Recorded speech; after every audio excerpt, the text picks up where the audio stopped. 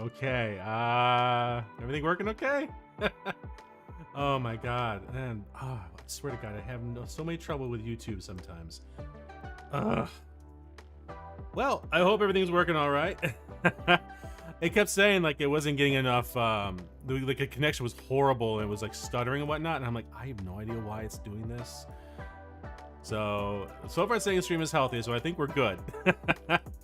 Oh man, thank you to everyone joining me. Slim Jim, Dark Assassin, thank you, and anybody else that happen to be lurking. We're gonna be playing No Man's Sky tonight. We're gonna be running for about 2.5 hours. We'll see how long it goes. Did start a little bit late, unfortunately, but oh man, busy week. I'm glad that it's over, at least for now, and I can finally have a chance to dive back in. Sorry I wasn't able to stream last week, but my procrastination unfortunately put me way behind on a project, and I had to hurry up to get caught back up. So we're all set now. So let's oh goodness, let's see how we can go here. I was not ready for everything, unfortunately. It's almost like I completely forgot how to do this one little thing, you know? Where's the game? Oh, why is the game not? Hello, where's the game? Display capture? No, game capture. That's what I want. No Man's Sky. There we go. All right, let's see here. Oh, come on. Why is it not? Where is it?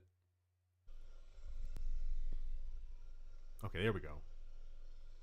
Good grief. Begin initialization. What the? It's been so long since I restarted the game. Okay, so it did restart. Hope everybody's having a good week so far. I kind of weighed whether or not it actually was going to use my existing save I did last time, but I really kind of wanted to start over fresh, you know? Kind of build it up from there and kind of do some of the things I did wrong and do it right. Oh. Alright. I gotta admit, ever since they redid the intro, I've never actually, it's been like changed, so I don't even remember half of this here.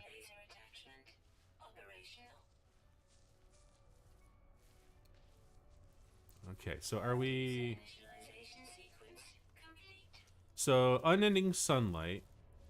Well, that's a lie. Flora, okay. Okay, let me see here. Let me... Hang on. No, back up. Yeah, I want to change the... Where's my... Gestures, photo mode? No. And toggle camera view. That's it. There we go. Oh, it's got all the help tools too. Oh man. I've had a quiz for every class in half a day, meaning I had half the time to do it. Dude, that sucks, man. Oh wait, whoops. Oh, I can't. What? Really? Hang on. Oh wow. Okay, so I have to. All right. It's so funny going from actually having everything done, and there's no ship either. Okay. Wait, why is my hazard? Oh crud. It's 52.1 degrees Celsius. Oh, that's not good. All right, so I'm gonna die if we can't find a way out of this heat. Apparently. Uh-oh. Stuttering a little bit there. Okay. We still have some protection left. Not much. Is there a... Oh, I haven't unlocked the terrain editor yet. Oh, goodness. What is that? Dude. Is there a cave anywhere? Like... Oh, crud. Where is there no... Okay, hang on. If I can get the plant and get some carbon, and I can actually recharge the life support. Oh, man. Okay, there we go. Alright, so...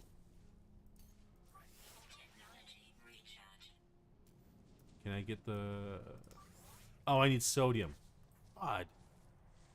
And I don't have a scanner. Wait, there's... I see a yellow plant. Alright, I see a yellow plant. That's usually sodium. What the... Oh, dang it. What is that? That's... Oh, it's one of those... Okay. What the heck? Okay. There we go. Sodium plant. That's what I need. There we go. Alright. So, recharge the hazard. There we go. Okay. Gather ferrite does 27 of 55. Okay, so now we can breathe a little easier now. Oh my goodness.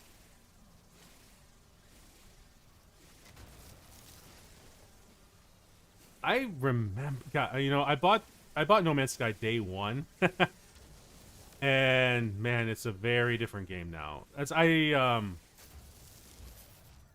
there we go. Scanner repair. Okay, yeah, fine. I can do that. Yeah. And we can fix this. All right, good. So now I can actually scan.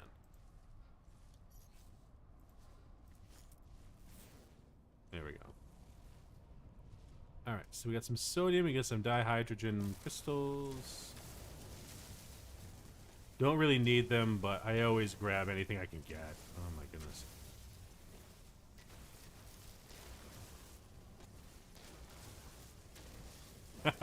I don't know if anybody's ever watched Internet Historian, but man, he's got a great video about the what's it called? The Engoodening of No Man's Sky. It's a really good story, and I like the fact that the way he tells it's good. There we go. All right, so we still have plenty of hazard fire protection. Okay. So my exosuit does not have the scanner. Ugh. Can I...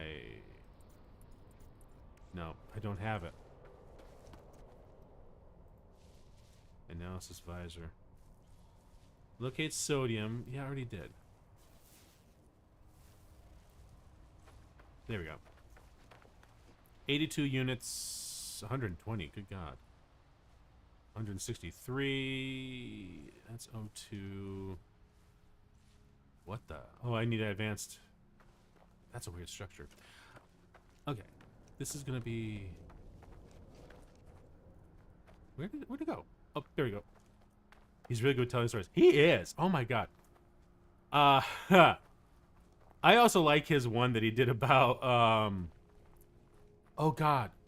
I had not ever heard of him before. And the first video I watched of his apparently got taken down. For some reason, I don't know why, but he put it back up, and it was about this guy that was trapped in the, trapped underground. Okay, tree charge, fine. And at that video, oh my God, that video scared the crap out of me. Because it was like, I am claustrophobic, and man, he told it in such a way that it was so good, but I had to force myself to keep watching it just because I'm like, oh God, no, this is just creepy. Oh God. Okay, where's my ship? Hey, help! I don't want to shoot them because I think they might actually come after me. All right. Oh wait, what? It can't be that far away, is it? Really? 800 units? I gotta walk 800 units? Well, alright. Guess I don't have a choice. Reach the marked signal. Yeah, I see that. I'm gonna go over to this thing here, though. Then he did the Costa Concordia. That was funny, too. Oh, my God. I also like the fact he actually puts out the Q&A videos. Because it was really cool when he did that one. He actually showed how his rendering in Adobe Premiere completely failed, and they had to basically do a screen record of of the playback from Premiere in order just to get the video done. I'm like, oh, that sucks, dude. That sucks. I hate Premiere. I use DaVinci Resolve now just because of that frustration. 801 units. Where was the... Okay, there it is. I hear the poison. Oh, no, it's those things crawling around. Okay. Press... Oh, we got all these tutorials. Alright, whatever. Alright. Facium. Oh, nice. Okay. Yeah, give me that. What'd I get? I got nanites. Good. Okay. What is that? Oh, that's a ship. Okay. So, there. Oh, God, 800. Oh, where were you a while ago? It's 55.4 degrees Celsius. All right.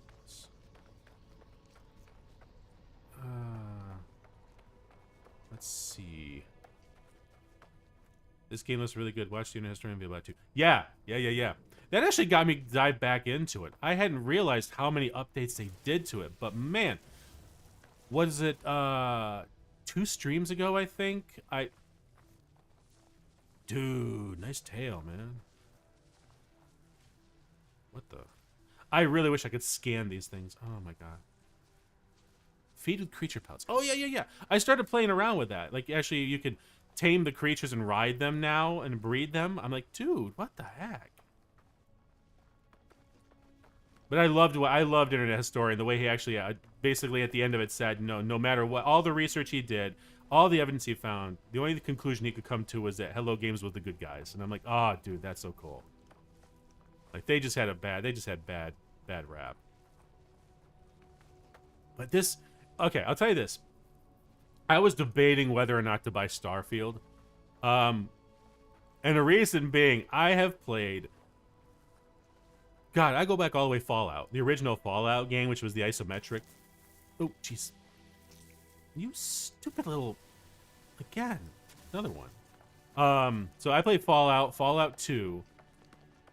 That was, of course, before Bethesda. That was, who was it? God.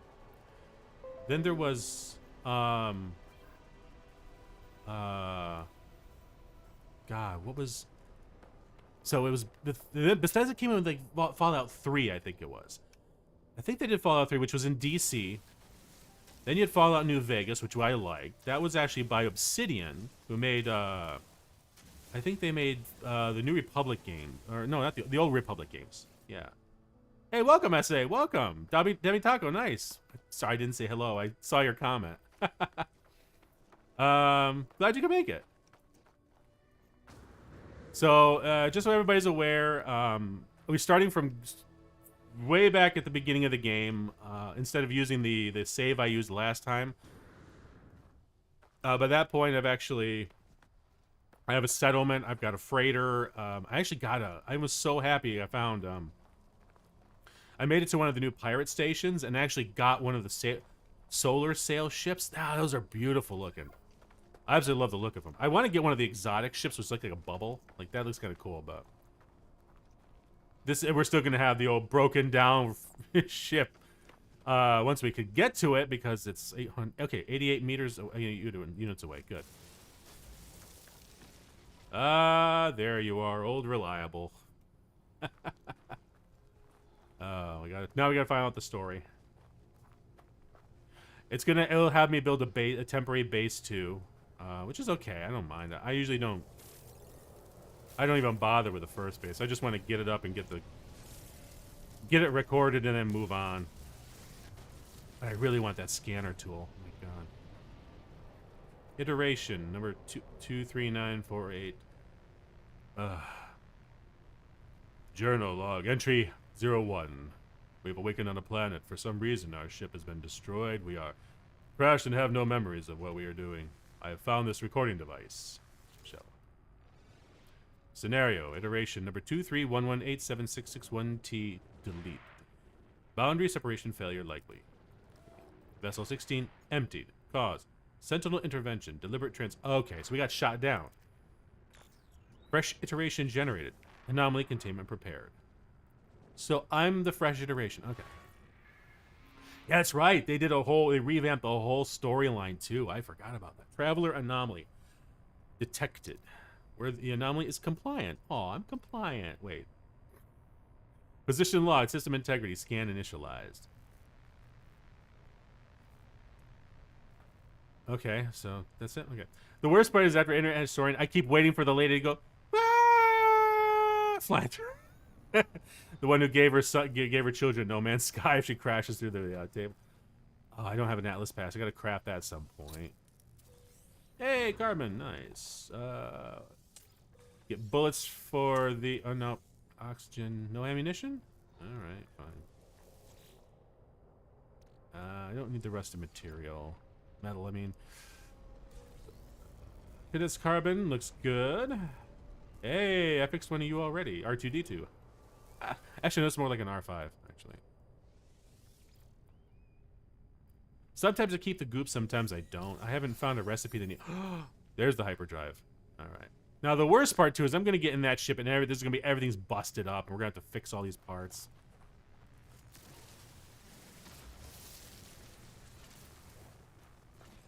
Open the inventory. Begin the installation of an upgrade module. Okay. So, okay. And, well, I got to get in the ship. Okay. The Radiant Pillar BC1. They haven't changed that name yet. Oh. Iteration 23948291084922492492492462G. Apparently this is important. Online. Well, great. Atlas connection. Intermittent. I know how that feels with YouTube. Thrust line. Launch thrusters. Offline. Okay. Pulse engine. Offline. I found myself alone on a strange world. Unequipped and in danger. I have no memory of how I got here. No sense of a before. But this ship at least seems to recognize me. The controls react to my touch, or at least to that of my exosuit. I'm not dead yet, and this ship is a lifeline out to the stars. Let's connect the exosuit. Log number 49258, unavailable. Substituting data. That doesn't sound good at all. Exosuit connected. Suggested. Pilot should perform maintenance. Select desired repair path. The only path, repair the ship systems. Self-guided repair protocols initiated. Pulse engine critically damaged. I need a hermetic seal, metal plating. Okay. Oh, yeah, I gotta install this thing too. Yeah, install. There we go. So the launch thruster, okay, they need the dihydrogen jelly and pure ferrite, which means I'm gonna have to create. I'm gonna have to create the what do you call it? The mineral thingy, whatever you call it. Press E to exit. Yeah, okay, all right. So we need to build the. What's it? Repair ship engines, repair plus pulse engine metal plating. Hermetic seal. Yeah, okay, yeah. I'm sure I'm gonna need to actually do. Where is it here? No, I'm gonna have to crafting, metal plating. Oh. Okay, so I don't have to make the. I thought I was gonna build a forge, or whatever that's called. It might be a forge. You're still on fire. Why? What's? Hang on a second. Is everything going all right? So I'm getting all these alerts. Oh, for God's sakes, it's Opera GX. My browser. Oh, goodness. I don't need to know people are replying on Reddit. Stop it. I actually posted on Reddit earlier today because I've been playing Nikke. And they released a new event yesterday. And, you know, in par with the course, the game is messed up. The story is messed up. It's just, like, so disturbing. Like, at this point, I just expect it from the developers. Not that I have a problem with it. I like the fact that they do a lot of this really dark storyline, but man, like. So I posted something. It's gotten over several hundred comments, and it's like I keep getting notifications. Board the starship and consult ship. Oh, I have to board, really? If I don't go in this order, it's gonna. Okay.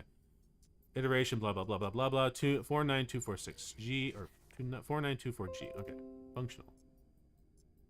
Oh my god. I'm gonna turn. Is that really. Is it really the alerts? It is. Oh god. Why is it now all of a sudden going? Can I? Where's my. Hang on. Where's my stream setting here? Come on.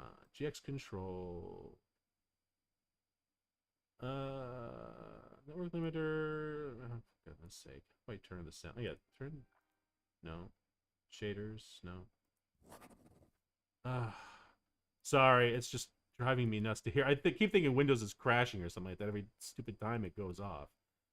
For goodness sake, where's the notification sound? No results. Oh, you know what? Fine. I'm just gonna ignore it. I can't keep looking for this stuff. I'm playing a game. Oh, I don't actually have music playing. Dude, I should actually have some music playing. Didn't even think about that. Okay, let me see. What do we got? What do we got? Breath of Planet? Yeah, let's go Dawn over Saitama.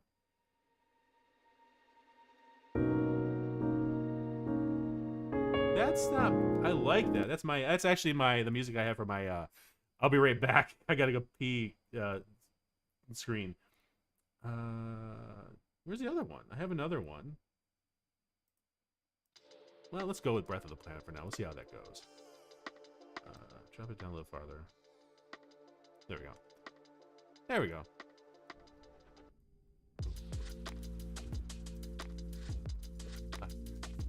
I always forget that there's a lot of like silence in No Man's Sky, which actually works for it because it makes you feel like you're alone, but you know. Iteration comparison reveals hermetic seal nearby. Salvage planetary chart from distressed beacon cache. Starship gather search. Okay. Hermetic seal, fine. I'm gonna get out of the ship again. Search the distressed beacon cache for supplies. Locate hermetic seal. Okay. Oh, this thing here, okay. Why didn't it give it to me last time? Appear inside the beacon's housing, as well as its distress broadcast unit contains a planetary chart.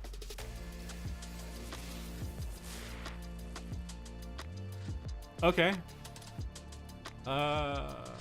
Wait, I could plan a route. Hang on. Highlight the chart. Button. Okay, here we go. Okay. I want to get a living ship, honestly. I'm assuming that is the hermetic seal. 812 units. My God, why does everything make me walk everywhere? Ah. What is that? Oh. And I still don't have the terrain editor, so I can't do a stupid thing with that. All right. I have to walk.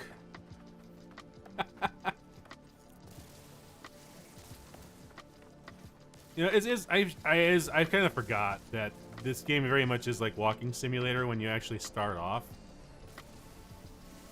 At least this time, I'm gonna get bit by something. I know I'm gonna get bit by something. All right, no bad ship, no bad plants. Okay. Wait, was that an animal? Wait. Oh my God. Okay. Okay. Nope, that's not right. What the hell is that? Oh, dude. Okay. That's a firestorm. Oh, for what? Okay. Where? Hey!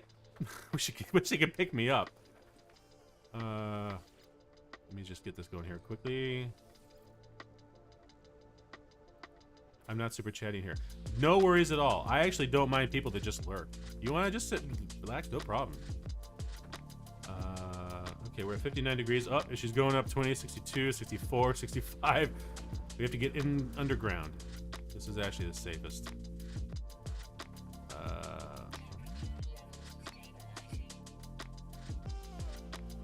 Okay, there we go. There's a cave. I was wondering where it was. There we go. Can I actually? No, I can't. Okay.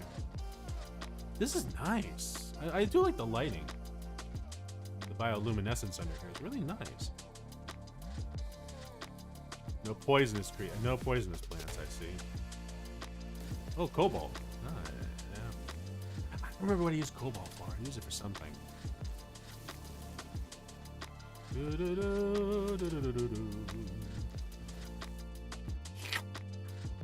Sorry. It's just like, just sucks it right up. Marrow bulb. Space do I have in my inventory? Usually by now I've already got my inventory full. So we can do the dihydrogen. What do I need? Dihydrogen jelly. Okay, so that required... Oh, good thing I picked it up. Okay, dihydrogen. Nanotubes. I can't build anything else, unfortunately. Warp cell. He's antimatter. I can't build any matter yet. Okay. cobalt? Wait, what was that? Okay. Oh, it must be this here. Okay, the stalactite, or stalagmite. There we go. Darning pants, this is a fun time. Nice. I know I got a pair of jeans I gotta actually stitch up the pockets in. Every once in a while the seam will split and like the keys will start to fall out and I'm like, oh, yep, they're digging in my leg now. Yep, I gotta stitch that up. Subterranean vortex. I can sell these will sell really good if I can get to a space station. Is it? I think it's still. Yeah, it's still okay. The storm's still going on. Perfect. Hey. What a timing! I actually was just thinking about that. Take you.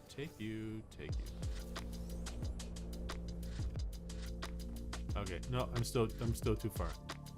But the clouds are clearing. There we go. All right. Come on. Oh, I can't reach it. Nope. Oh God, can you imagine if I can't get out? Oh, that would stink. That would be very bad. Okay, no, I think we can get it. There we go. Need a couple upgrades. Okay, where's the? Now, where's the map location? Hang on. There we go. All right, 540 God units. This is gonna be.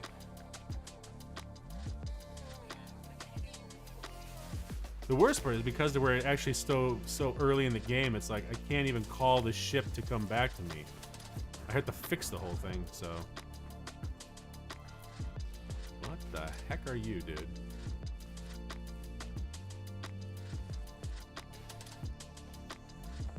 Oh, jeez! Son of a. I looked right at you. Oh my God. Okay. Okay, that needs advanced terrain. Okay, so I'm not gonna worry about that. Ah, so many minerals I can't really get. Might as well grab some more ferrite dust. You pretty much use ferrite for everything, which is annoying. Well, not everything, but like when you're building a base, oh my God, it's like I kept running out of ferrite. Seriously? You again? How badly am I hurt? Not too bad. I gotta pay attention. It's that thing sliding around the ground. That's the thing driving me nuts. Okay. Nope. Lashing plants.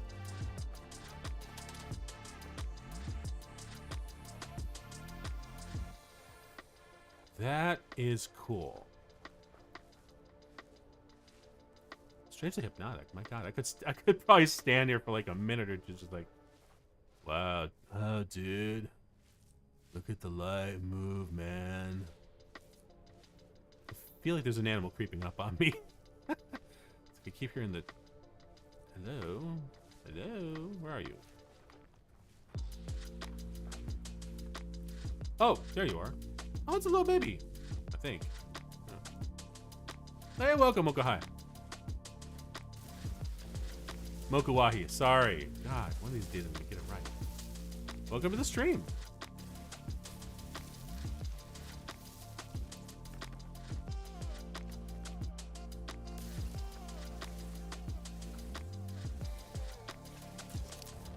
Whipping. I was wondering when I was gonna run out of power in this thing.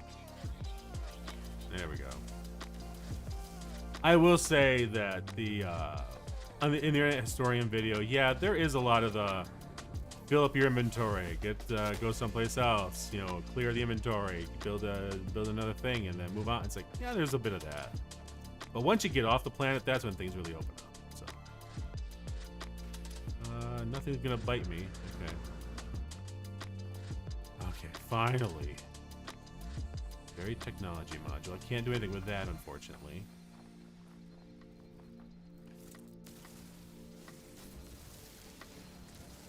I was kind of worried it was going to send me to an abandoned building, which actually has those whispering eggs around it. Oh my God. Like, they're great. Like, you can actually... I was going to do a video about I was doing a video about how you can actually monetize those the whispering eggs, but I never actually did it. But you can actually make a couple million units off them. That's pretty good. Making this recording case because leaving behind in the fabricator might be of some use. Visor damaged. Can't find ship. Spitting out. Hey, there's the hermetic seal. Nice. I figured out how you can get a Leviathan egg in Subnautica. Oh, nice. Like, what kind of Leviathan? Are you talking about the Reaper Leviathan? Because I didn't even know those had eggs. I know there's a Sea Dragon Leviathan. I think that's got, like... Get that at the end of the game, I want to say, after you cure the plague or whatever it is there. Clear this. Come on. There we go. All right. Yeah, let's recover. Nice. Oh, lights went out. Nope, nothing in here to salvage. All right, fine.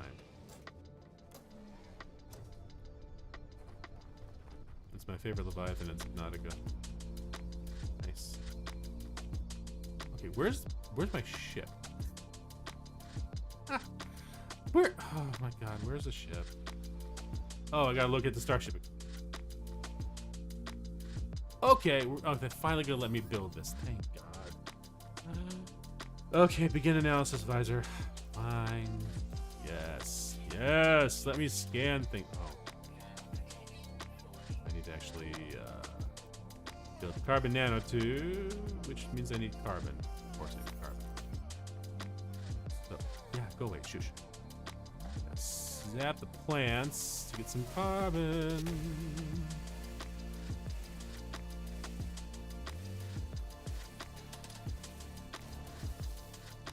Alright. There's that. Warning, unable to locate starship signal. Oh, okay, so it's intentional. It's the storyline.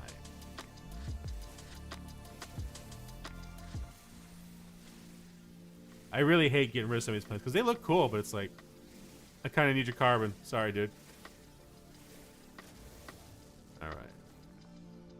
So let's do this here. We need carbon nanotubes. Nice. Multi-tool. Lilu multi-tool. There we go. Alright. Analysis objects for rewards. Analysis visor. Let's get rid of... I hate having... all of these notifications. God, you should see if I see my phone saying light up with all the stupid badges, I have to shut them all off because I'm like, I cannot live with all these things.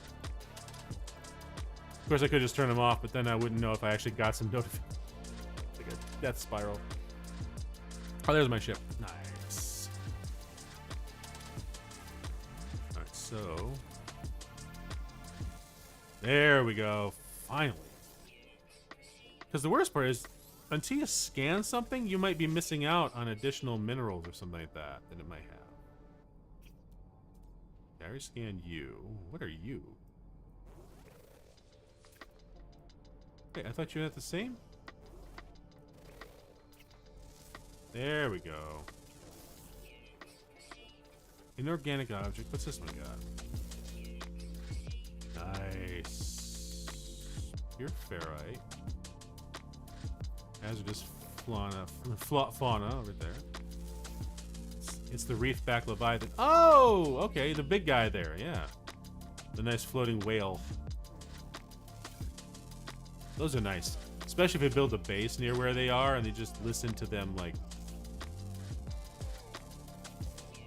That's not what I wanted.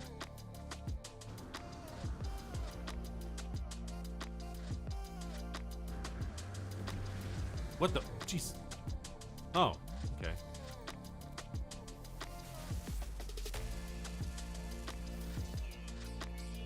Teague Miner. Unending Summit. No.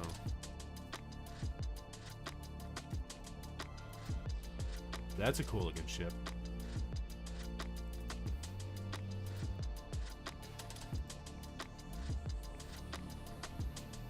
Where's the... Okay, wait, hang on. There was an animal that I hadn't scanned. Where'd it go? Where is it?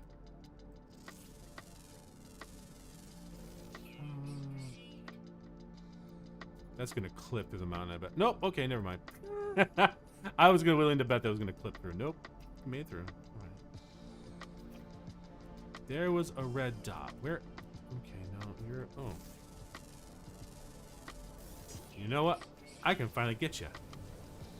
Sorry, didn't mean to scare you. It's okay. No, it's alright. It's alright. Wait, what the? What is that? Are you Predator? No? Okay, that's good. Oh. Okay. Okay, I lost the ship. Okay, there's the ship. There we go. 837 units away. Oh, even the litter on the ground I gotta scan. Where? Okay, there was something unscanned. Whoop. There it is. It's the precursor ship. Really? Wait, the precursor ship. You're not talking about the underwater lab and stuff, right? Like that's not a ship. Like there's the sunbeam and oh, that's cool. Wait, what's that marker? Is that for the asteroid that just fell? The meteor? Yes, that's what I'm talking. Okay, cool.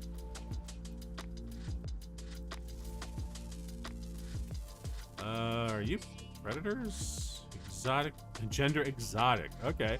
Cannot see color. Produces leopard fruit. Wait, how do you produce leopard fruit? Diet, solar vine. Okay, so it's an herbivore. Okay, so we're safe. At least my experience, the vast majority of creatures don't seem to be predators. I seem to just stumble. Oh. You. Oh, cute. The way look up, it's like, mah, mah.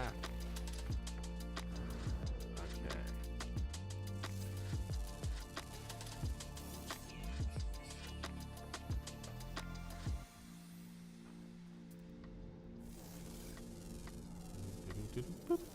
Okay, perfect. Unidentified mineral. Can you do a live stream where you collect all the eggs in Subnautica? We can certainly try that the next time I do Subnautica. I usually do, like, if I've got space. Usually what I try to do is I try to at least get a base built where I can actually put up some, like, lockers or whatnot. Then I can start having space to throw stuff in. Please do it. Ah. I will certainly try to remember to do that for you.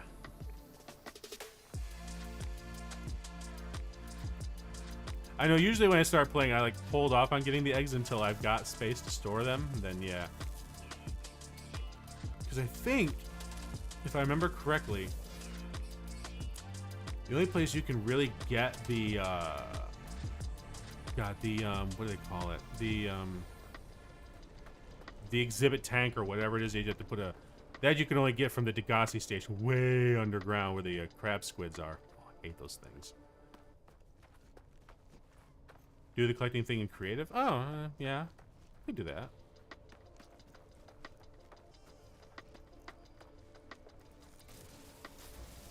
I gotta admit, I don't usually play creative that much. Even when I was playing when I used to play Minecraft a lot, I always did like survival. I know my friends were like, dude, you want to build these things, but you're gonna put yourself through pain? I'm like, it's the discovery. I like the discovery of it, you know? But yeah, I could probably do a creative stream. Where are you? Sternicus. Okay. 365. Oh my god. Uh-oh.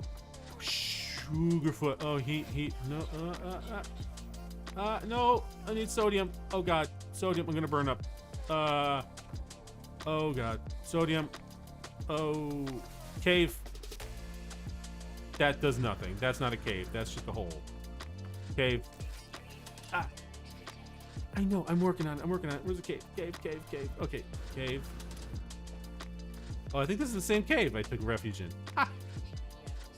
Oh my god. Okay. Okay. We gotta find some sodium. Thought I had some sodium.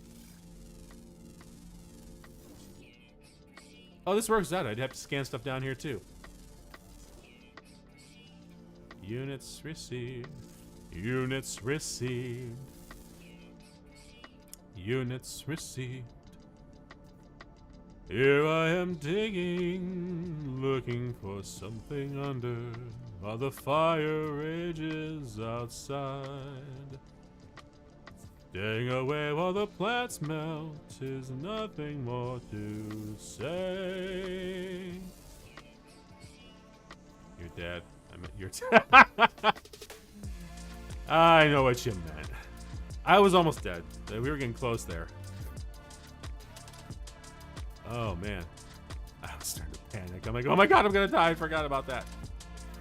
Like, why did it... I hate the fact it put me on, like, a plant that's got, like... You know, I think it did that to me the last time I was... I played this... Start from beginning. Because, like, I think it put me on another game... A world that had firestorms. Is it cooling off? Let me tell my mom to turn on my Xbox. No problem. Is it still firestorm up there? Oh, oh, oh, oh, oh, oh, oh. Oh, oh, oh, oh. Told me I have to do it.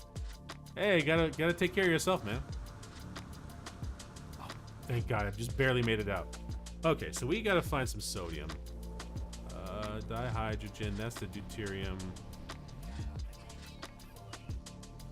There's gotta be sodium near where I'm walking. Okay, there we go.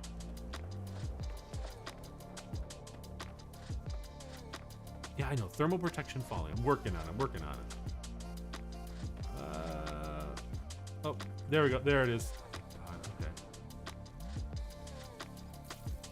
Yes. Oh, there's a ship. Perfect. Oh, my God. I didn't even know we were that close. Wait, didn't I fix this thing? I thought I fixed it. Why is it still on fire? Alright. Alright, repair the pulse, and then we can actually fly. Oh, God. Yeah, get inside. Alright. Hermetic seal. Hang on. Yay! Launch thruster. Oh, that's not... That's right. I gotta get the launch thruster fixed now, too. So that requires pure higher ferrite and dihydrogen jelly. I can make the dihydrogen, but I need to actually make the forge or whatever they call it to make the pure ferrite. All right. Use craft. Yeah, dihydrogen. Thank you.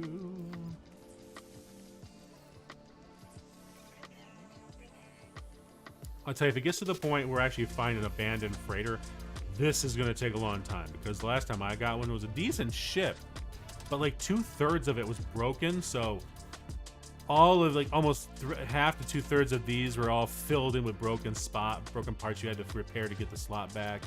A good portion of this was broken. It's like, ugh, sucks. All right, I need ferrite. Yeah, advanced materials required. The refiner, that's what it is. Okay. Repair set recommend deploying. I need a port refiner. Metal plating. I need metal plating. Okay. Access the build menu. There we go. We must feed the fuel. That'll work. Technology recharge. This is gonna work. And begin. Hey, here we go. At least it's a 1-to-1. Sometimes it takes a little longer because it's a 2-to-1 or something like that. I think when we get to magnetic ferrite, then it is.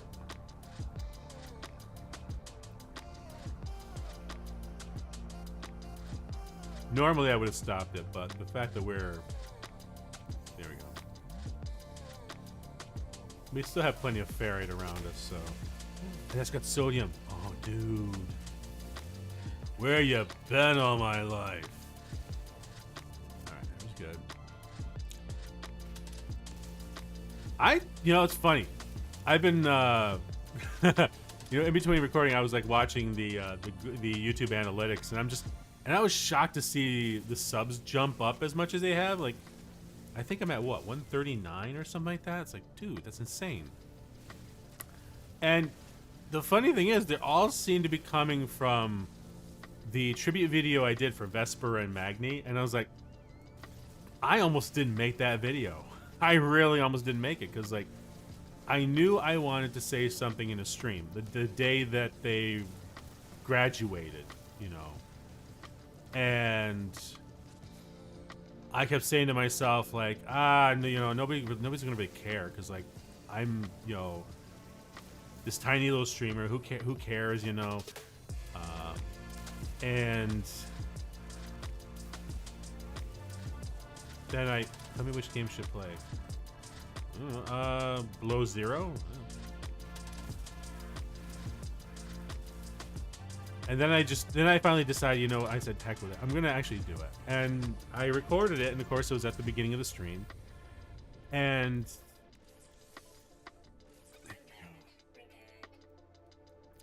that ended up, I kind of liked the way it was, so I figured maybe I can actually turn this into a VOD, you know? So and I'm like, maybe I shouldn't, because then that feels kind of weird. It's a celebration.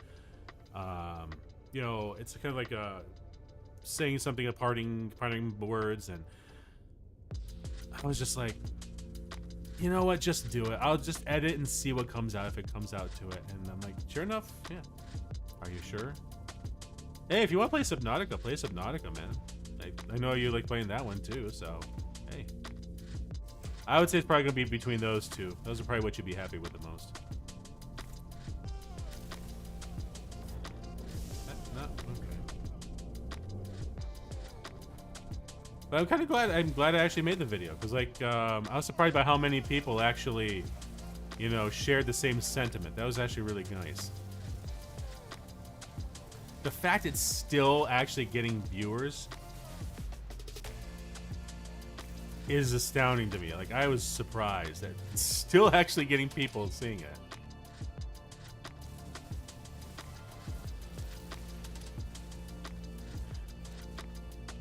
Okay, so what do I gotta do now? All systems functioning. Pick up the portable refiner. Oh, really? Okay, we're gonna do this one.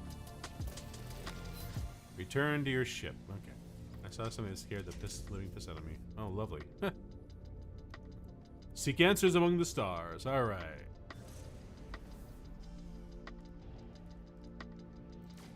And we do have a weapon. All right. I remember when this game first came out, you couldn't really fly around in it that well. Like, what is that? That's kind of cool. But now you can actually just fly wherever you want, however you want. You want to do a barrel, do an aileron roll, you can do an aileron roll. I'm afraid of the void in Subnautica. Dude, Subnautica is scary, man.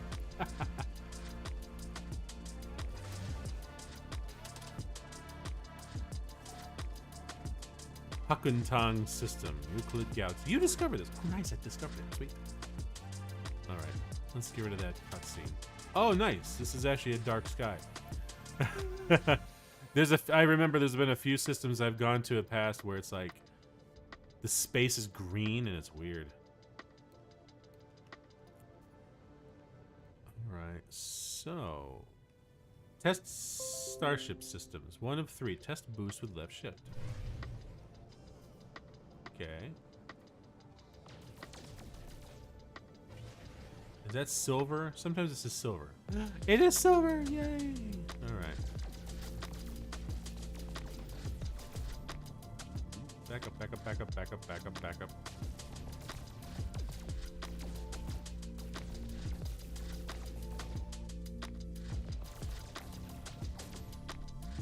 Am I getting any silver? Oh, there we go. I was starting to wonder if I was going to get anything from mining the asteroid. There we go. Tiny little pieces right there. Okay. Did you know there's a tree debug mode in Sonic Mania? No, I didn't. I haven't played Sonic Mania. That's the one that just came out not that long ago, right? The open world version or something like that. I think. All right, so oh wow, that's cool. Okay, what is? Oh, what is that? A moon? A little moon and. Oh, hold down space to test pulse engine.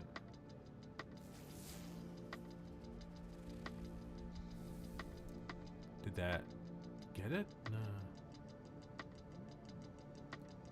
Wait, what's that? Hang on. What are those? Titanium rich. Oh, dude, nice. You didn't play Sonic Mania? No, I didn't play Sonic Mania. Sorry. Wait, I thought I saw another one.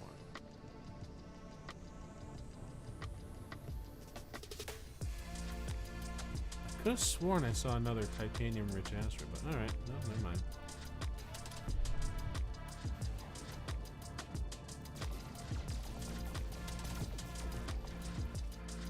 Oh, that's more silver. No, I don't need more silver, I'm fine. And testing, 2, 1, and there we go. Let's see the scan. You still promised you bring back Jeff, didn't you? Yes, I did promise. We actually have to get to the point where we have a base. Oh, wait. Answer the incoming transmission. You know Jeff. I remember Jeff. We'll put him in an aquarium, yeah. Please identify yourself. Identify yourself. Sure, why not? You are not alone. Follow the... Okay.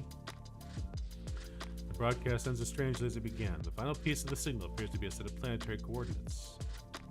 Input planetary coordinates. Okay, where are we going? Where's the... Whoop. Is that back on the planet I literally just left? Oh, it is, of course it is. Ugh. I don't want to go back there yet. Alright. Unknown moon. Moons of Gling's Namio. Now, let's scan that bad boy. Jeff is always with us. Yes, he is. It will be always live in our heart. Frost crystal copper dioxide silver. Starbulb copper paraffinium. Ooh. Although it's useless without the terrain editor, I can't really collect any of the big... Alright, let's do this. Hope I don't run out of fuel.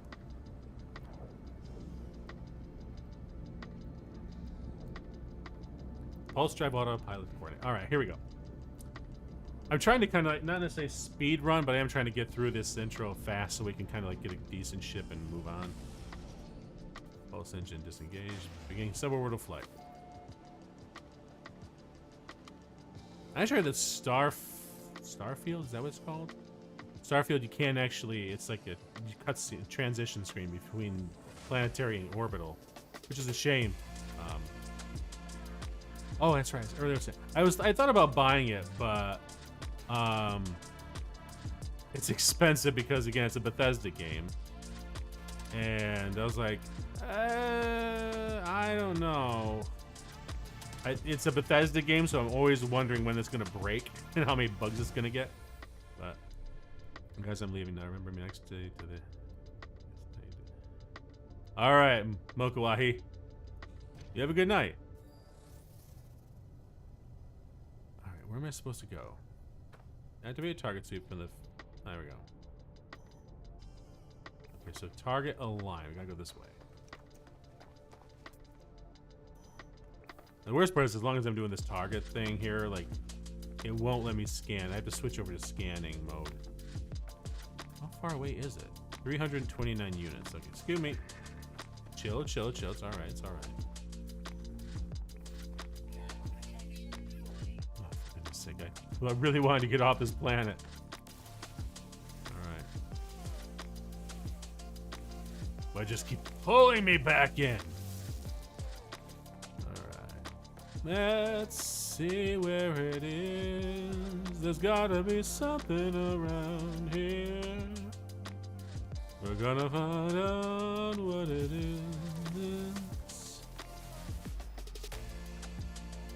There's a signal we're following, hiking around and finding out where it is. Oh, I flew past that, I think.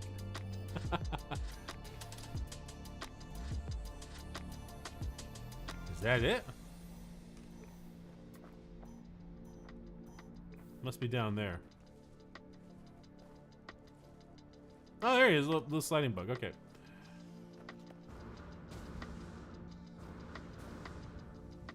Ooh, ooh, ooh, ooh. That was almost a bad thing.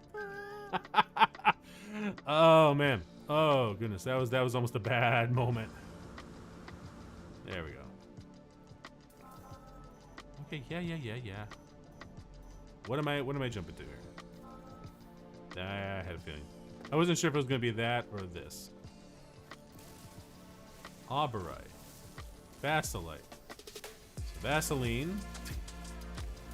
Aubergine. Dangerine. Perfect. Alright, yeah, broken technology. Let's fix it. The sparking wires of the machine generate a signal, tapping out its broadcast into the void. Whoever left the message is long gone. Decipher the signal. Decoding. 16. Easy, okay. No fueling. Failed to reach station. Hazard protection low. No choice but to underground. Deploy base computer. Oh, this is where we build the base now. As well as the long entry, that signal contains plans for a base computer and a terrain manipulator. That's what I want, the terrain manipulator. With any luck, the base computer will hold more information about whoever is leaving these messages. Fine. Chromatic. Yes. Any carbon nanotubes and the hydrogen jelly. Perfect. So I need a carbon nanotube and hydrogen jelly. There we go. Multi-tool. Yes. And oh, I need two of them. I thought I made two. Didn't I make two? Apparently not. There we go. Yes, finally.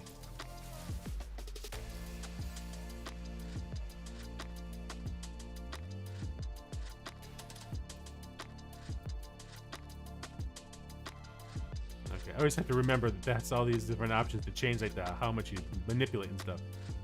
This is perfect. Oh, what are you?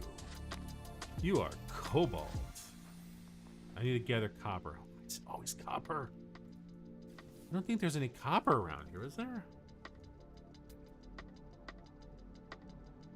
I would assume that the game dropped me on a planet that has copper. I would, yep, there we go. Okay, there's some. 314. I want that cobalt though.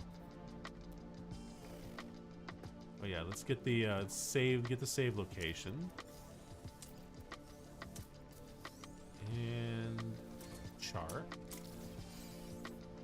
Hey, projectile ammunition. I can't shoot a thing, but now I have bullets.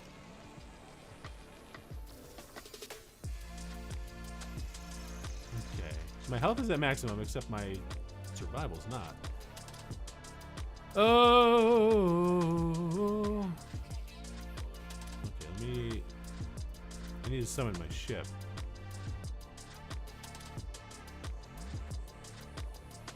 There we go. So I think I can build more fuel, at least now.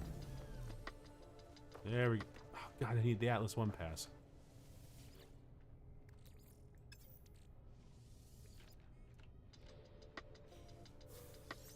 Okay, good. Life support gel, that's good. Oh wait, no. Whoops, wrong thing.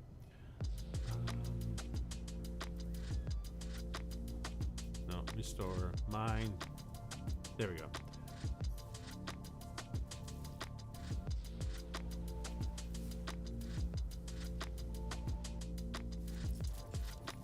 There we go. Forgot what key did what for a second there. Alright. Switch over to the terrain manipulator and yes. The power. Perfect. All right.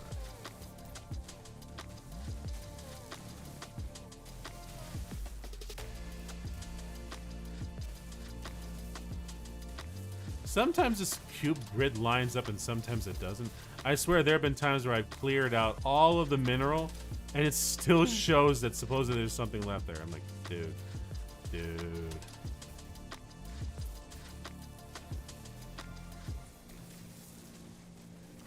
Although, yeah, that's right. In one of the updates, they did add it where the minerals can actually dig down into the ground now, too. So, like, you can actually find a vein of it. Did forget that they added that. That's pretty cool.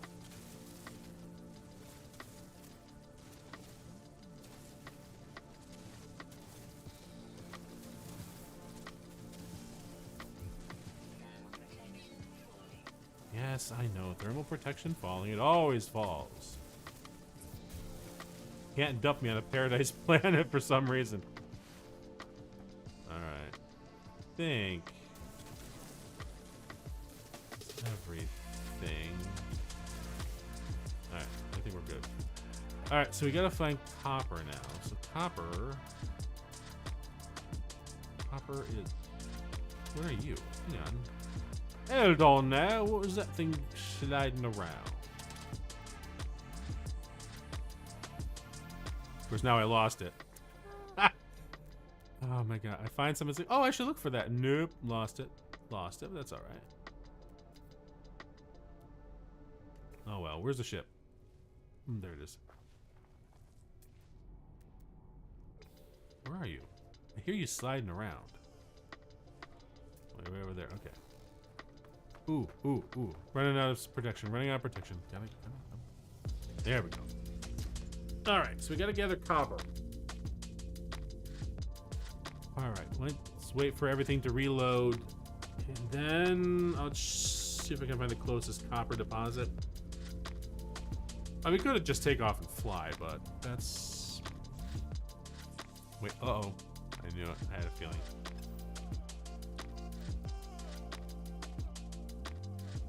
So I need metal plating. Yep. And we need to make some Starship launch fuel. Okay. And let's launch there. Good, that's perfect. Oh, hey, welcome, Manga. Going good. How are you doing, man? Glad you could join. We all charged up? I think we're all charged up. Okay, good. So where's the closest copper deposit? Phosphorus. Nice. Cobalt. Ooh. Oh, that's sexy. I gotta find that. Copper. Cobalt.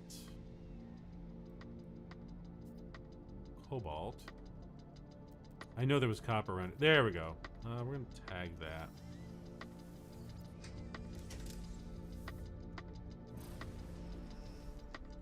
Swing back around here. There's my thing. Dividing 16, 14, 13, 12, 5, 2, 1, and whoa, easy. You must have had a busy week. I did. That's the reason I didn't stream at all.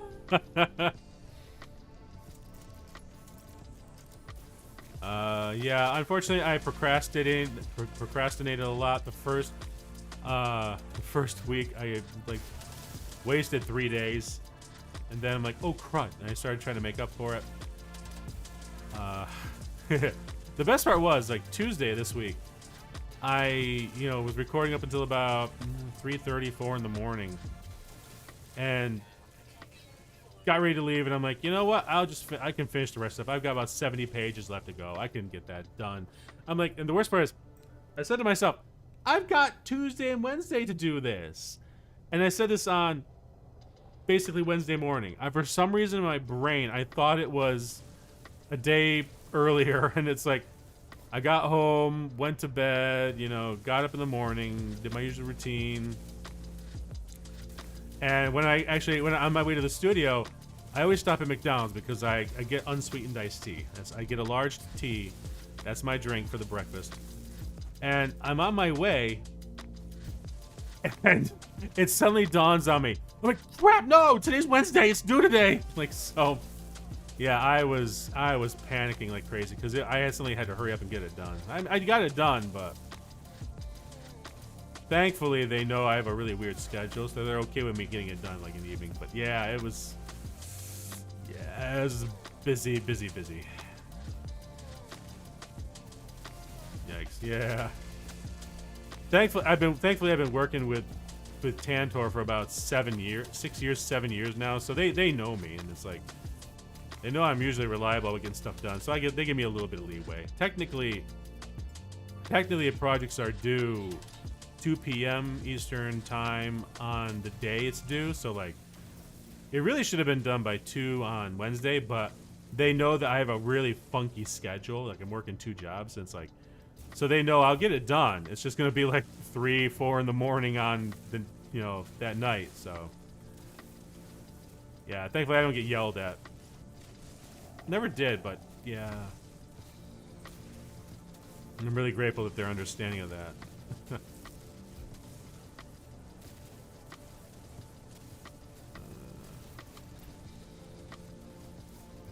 I will say, it's funny, like the audiobook industry is one of the few industries where they still want to do the face-to-face. They want to get to know you before they'll work with you kind of thing. Like oh, this is actually funny. Over this weekend, I went to a local Comic-Con, and didn't really expect that. And it was a small con, nothing huge, nothing big, really local. That's the reason why I'm not going to say anything. And I went there and just kind of like walked around a little bit. First time I'd ever really been to a con. God, what? There's more copper? Good grief. And I didn't take any business cards because it's a con. I'm not expecting to meet anybody or anything like that. So I go and I'm walking around, and I happen to see that there's books actually being sold, and I'm like, oh, that's cool. I didn't know they were gonna be selling books. So I'm looking at these things. I'm like, oh wow, these are fantasy, and like there's some. Oh, this is lit RPG. I'm like, wait, wow, okay. And I was with somebody, and we're looking at it, and I guess they're a local publisher too. And I was like, oh, weird, okay. And I'm just ready to move on. And the person I'm with, they go, ask. And I'm like, ask what? And they're like, ask if they do audiobooks. I'm like, dude, no, I'm not here to work. I'm here to enjoy, just have fun. They're like, Dex, ask. And I'm like, no, I'm not going to ask. And they're like, if you don't ask, I'm going to ask. I'm like, dude, don't you dare. I'm not here to be like that. Like, So we get up and the guy's like, hey, do you want to roll this D20 and see if you can get something for free? And I'm like, sure, why not?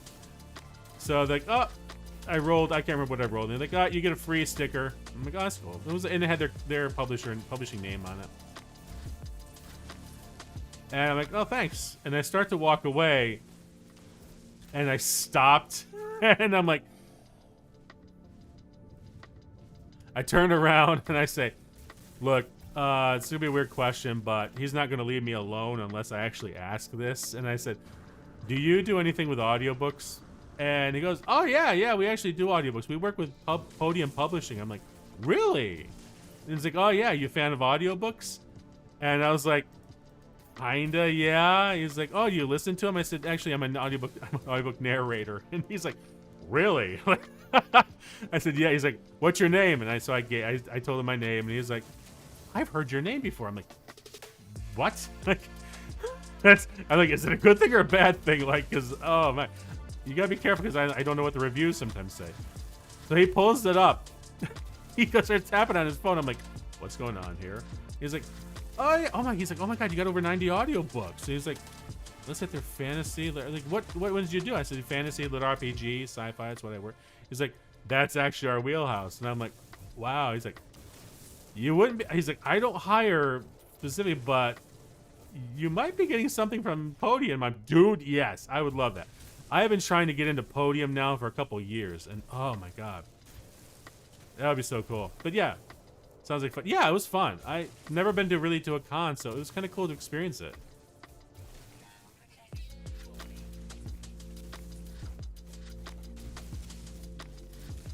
I swear, I keep thinking I've got all the copper, and I just keep unearthing a little bit more here and there.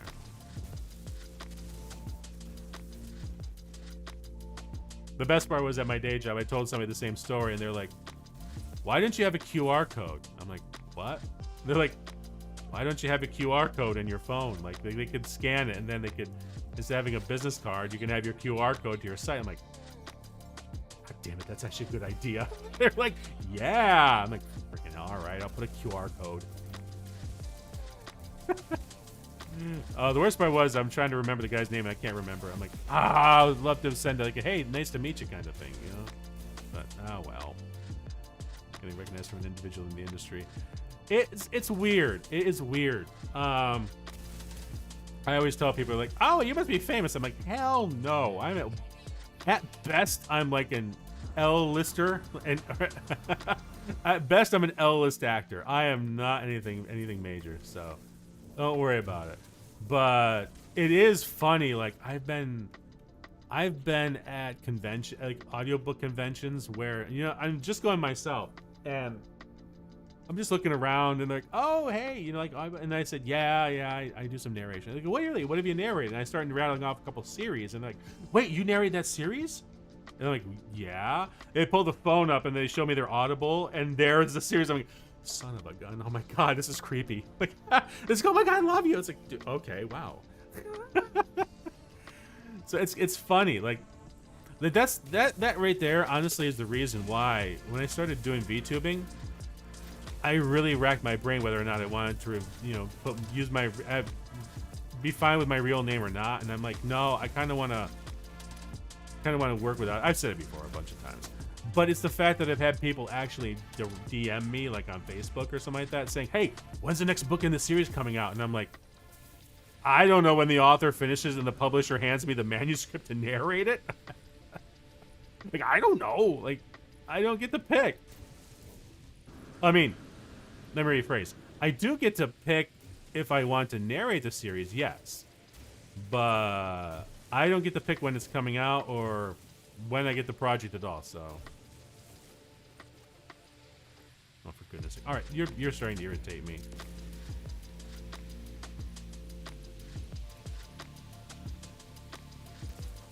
You still get fans within the narration world. Yeah, that was the thing. Like, I debated. That's one of the main reasons I debated whether or not I actually wanted to say anything. Because, like, I keep saying it over and over, I want to succeed on my own. I don't want to succeed because of something else, you know? Like, if people want to sub, then I want them to sub because they like my content, not because I'm somebody, or not because I do something else, you know? Like, I want to have subs for that, you know? I know it's probably a stupid reason, but, you know, it's just sticks in my brain. But anyway, what was I gonna say? Oh, you find the interest you want to voice, but it's all in the matter of time and negotiation. Yeah, exactly. It's one of the things, like, where I'm still trying to figure out who to reach out to get into, like, anime dubbing. The problem is a lot of the dubbing is gone, you know, like with Crunchyroll and stuff like that. And you know, it used to be Funimation, then there was what was it? It's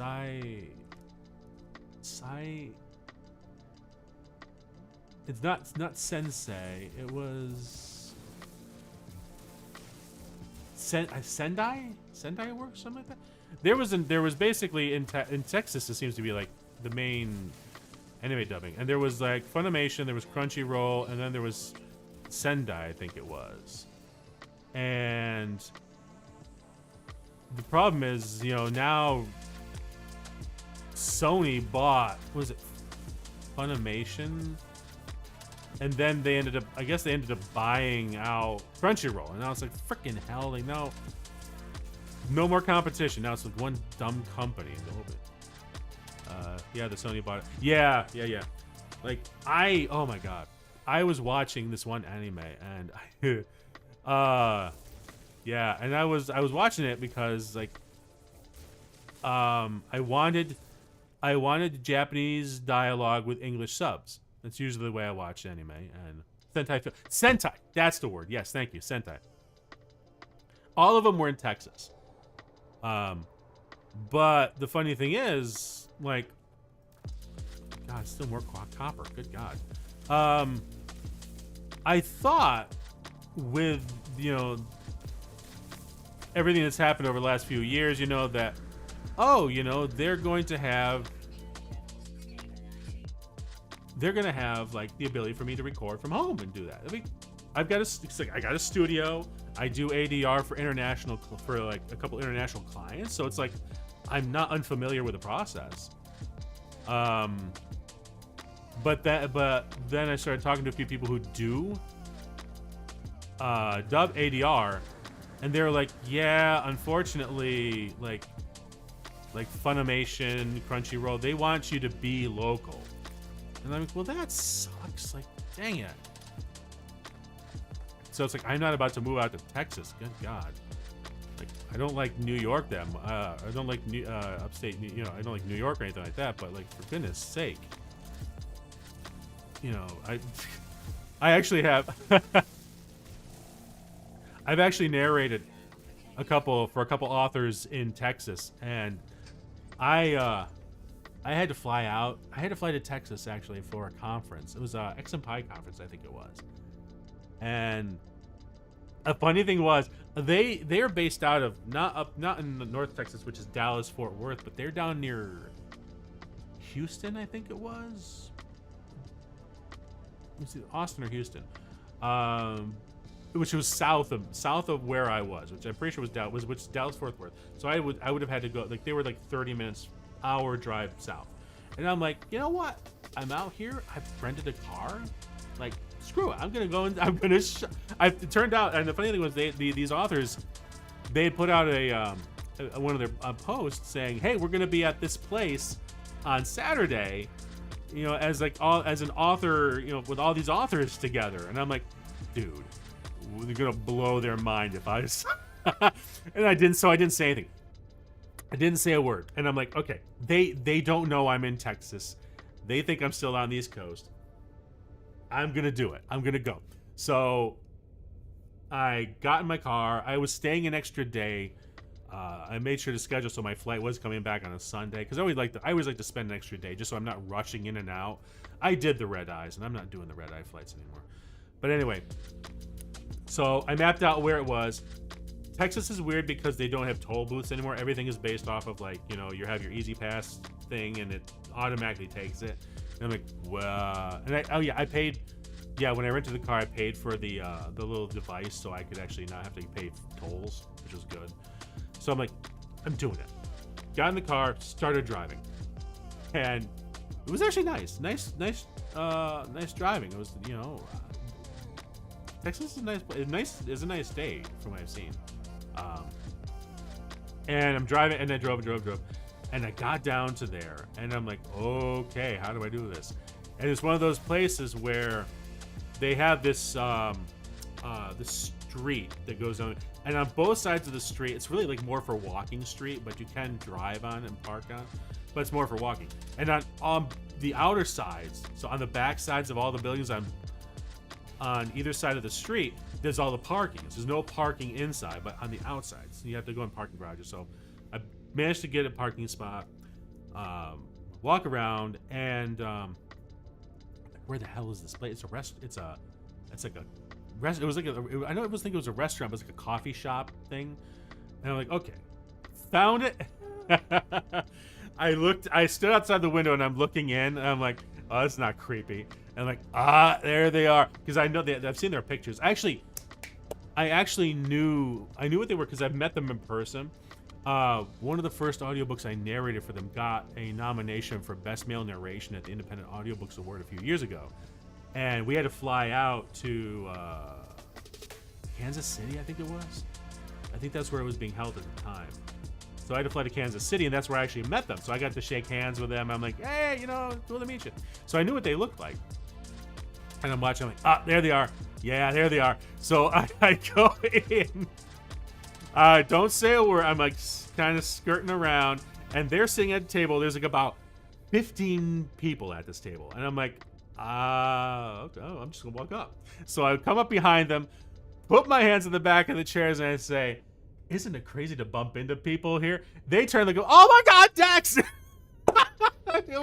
They were shocked. It was like, what are you doing here? I'm like, I'm here for a conference. I saw you guys were doing it. It was great. We had a chance like just to chat and like had some fun. And we ended up meeting the next day. They took me to PF Chang's for lunch before my flight. So I was like, ah, sweet. So it was fun. But yeah, that was surprise I'm here. Exactly. Yeah, it was like that. Surprise, motherfucker. But going back to your Bunker, going back to when you say getting recognized. So another point was, it was hilarious. One of the first APACs I went to, which is these stories are incredible. Thank you. It's hilarious because like I'm such an introvert and I don't like it, but I'm like, screw it. How many times I'm going to be here and just blow their minds, and I had to do that. But I went to APAC, which is the Audio Publishers Association conference. So that's it's a trade show, conference in New York City once a year, and it's at the Javits Center. So I was like, okay. So I usually take an Amtrak down, just because it's a waste to fly down. It's literally like an hour flight. I've done that before when I had like a hurry. I'm taking a quick trip, and it's stupid. It's a low altitude flight. It's bumping all over the place. So I take the train, and it's like, yeah, it's like about 6 hours, but you know, hey, I just like, you know, riding in the train. It's fun. Although it is not made for big plus size people, unfortunately. the dining car, I should say. Oh man. One of the reasons I like being a VTuber. Like the funny, quick side story. My avatar, the face and all that stuff is. I was surprised. Makanian, my mama Makanian, who did the art for me, he actually really captured what I wanted to look, and a lot of me is in the avatar. But I told him, I said I wanted him to have a dad bod. He didn't quite give it to me because I wear body armor, so it's like, you know, so it kind of hides it in there. But anyway. So I took the train down. This was the very first APAC I'd ever gone to, and it's great because I get to meet in person all the narrators who I'm friends with and stuff. And one of my coaches, Sean Pratt, he always has this pre-APAC party, and this time he did it at there was an Irish pub near the hotel where we were staying at. And so we went there and we hung out for like a few hours, chatting. All the narrators, all of us are there, you know. And then the next day is the pre-APAC party, which is put out by the Audio Publishers Association group. So that's the actual trade group that I'm a member of. They have a social gathering, and as much as I hate going to these things, because again, it's a big party with a lot of people, this is where the publishers actually go. So you know, if you want to make it anywhere in audiobooks, you have to meet the publishers. And it's weird, it's surprising, but they love it if they can shake your hand and talk to you in person. So this is how I actually started making connections and stuff, was going to this cocktail party. Plus there's beer and wine. I don't mind that, you know. I'd love some sake, but they never put sake out. I really wish they would put sake because I love that. But anyway, I went there and go, and so the first time, fun party, was scared as hell, but a couple people recognized me. I recognized them from another thing, and we sat and talked. They calmed me down. Went to the conference the next day. In the conference, you go and you do some events, you do some panels and stuff like that, which is cool. And then at the end of it, there is the mixer. So in the Javits Center, of course, the Javits Center is huge. This is also going out at the same time as the Book Expo, which is where the big print publishers have their big trade show, and basically the majority of the Javits Center is that. all of us narrators are like teeny tiny. We're like shoved up into the top floor of the Javits for this thing. We had a couple of rooms where we had some panels and stuff. They go down to the first floor or second floor or whatever. But you go up to the top floor, and this is actually where I had my audition with Cantor, and that's how I got picked up by them, which was so shocking. It was not supposed to be an audition. It was just supposed to be somebody listening, critiquing. but they changed that at the last minute because so many people want to talk. So they just said, screw it. We're just going to have you put you up with either no, and not everybody got to be with an actual director or casting director. Some people actually were just with a coach. I managed to get paired up, and the cool thing was, this was surprised me. I'm completely deviating from the point of the story, but anyway, I didn't know it at the time, but this was they called this. It was this what was it called? It was a specific event you had to sign up for. You had to register for it, and yeah, I know. Shut up. It was, oh my God, what was it? Speed dating. I think it was speed dating. I think that's what they called it. Was it speed dating?